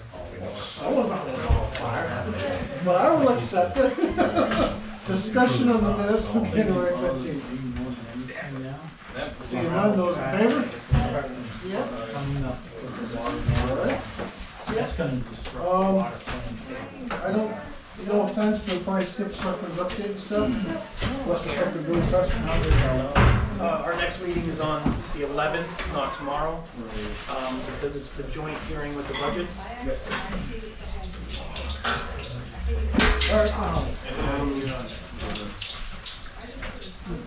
Thank you, everyone. The language for the zoning amendment, the way that it was presented in the draft warrant, But that's the first one we're gonna see. for the amendment, to allow trailers either on individual lots or new subdivision. The way that was worded in that, the draft warrant is not correct. The warrant articles were due yesterday. I was gonna say, I think it's. So it was submitted as, I don't know if it was submitted, I don't know if I have to. Was it in the actual zoning change, or was it in the description of what it means that was incorrect? It was the wording that. So, I think that has to go in front of the DRA, so the DRA has to approve it anyway. I I don't know if Jeremy's done that yet. I don't know, right? So all the wordings for every warrant article Yeah. has to go in front of the DRA and they either approve it or disapprove it. So if they say that we have to re-change something, Okay. at that point, we can re-change. Except for petition warrant articles with the absent 25 signatures of They have to be voting. as written. As written, yes. The newest one blows my mind because it happens a lot, What's that? but we'll see. Oh, okay. Sorry I asked. So I guess we're gonna wait for the DRA to get back on that one. So you wanna send in, what is the mistake, just so we have it noted? I don't have the draft one in front of me, but it was, we had presented the two options, and then the way that it was printed out in the draft warrant that we were using at the budget committee meeting, it was left as a single question to allow the manufactured housing either on individual lots or in new subdivisions. So you're saying they weren't separated into 5 and 6? Exactly. That was for them.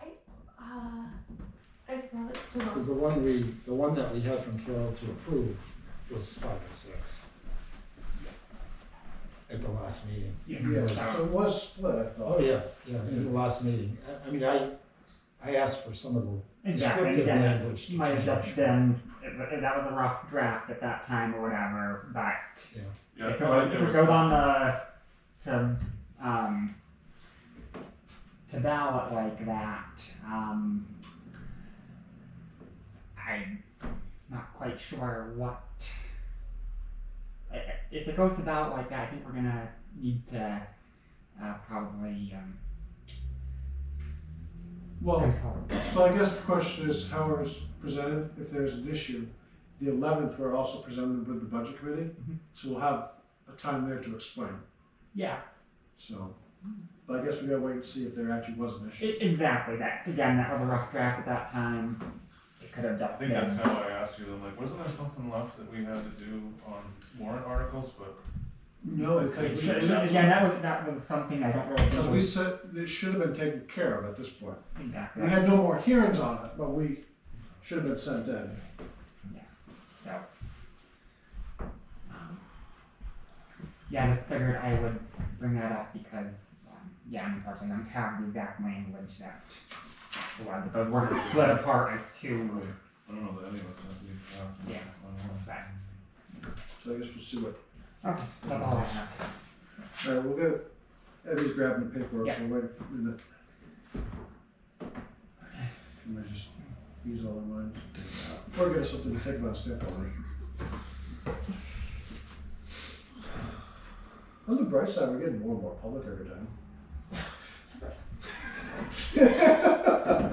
I catch 22. Yeah, but my only concern with the public coming in, it's like the one time they don't follow us throughout the year, so then they ask us all the questions, and we have a time frame that we have to keep up with and move the agenda along.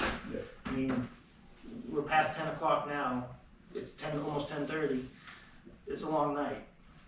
I mean, Yeah, this is a late start too, Right. Board starts earlier, water sewer starts earlier, but it might just be the sort of time. I know educating the public and everything is a good thing, I get it. I also know that if you really wanna be involved, put your name on the ballot. I know the time frame is closed for that, but you can still do write-in ballots. And I'm saying this because it's still on Facebook and people can still hear me. A lot of people signed up. I think every position is contested except for one. If you don't like the way a board's doing things, come in, see about changing ordinances. I mean, put your proposal or put your 2 cents in and. I think what we're seeing is blame being thrown around to landowners when they're really not happy with some of the ordinances. Right, and it's not our fault. All we're doing is approving an ordinance per what it says in our ordinance. If you don't like it, that's how it is. The ordinance needs to change, the ordinance needs to change. Don't beat up on the person that's presenting. We That's my only concern. It's a little small. I wasn't expecting it to print like that.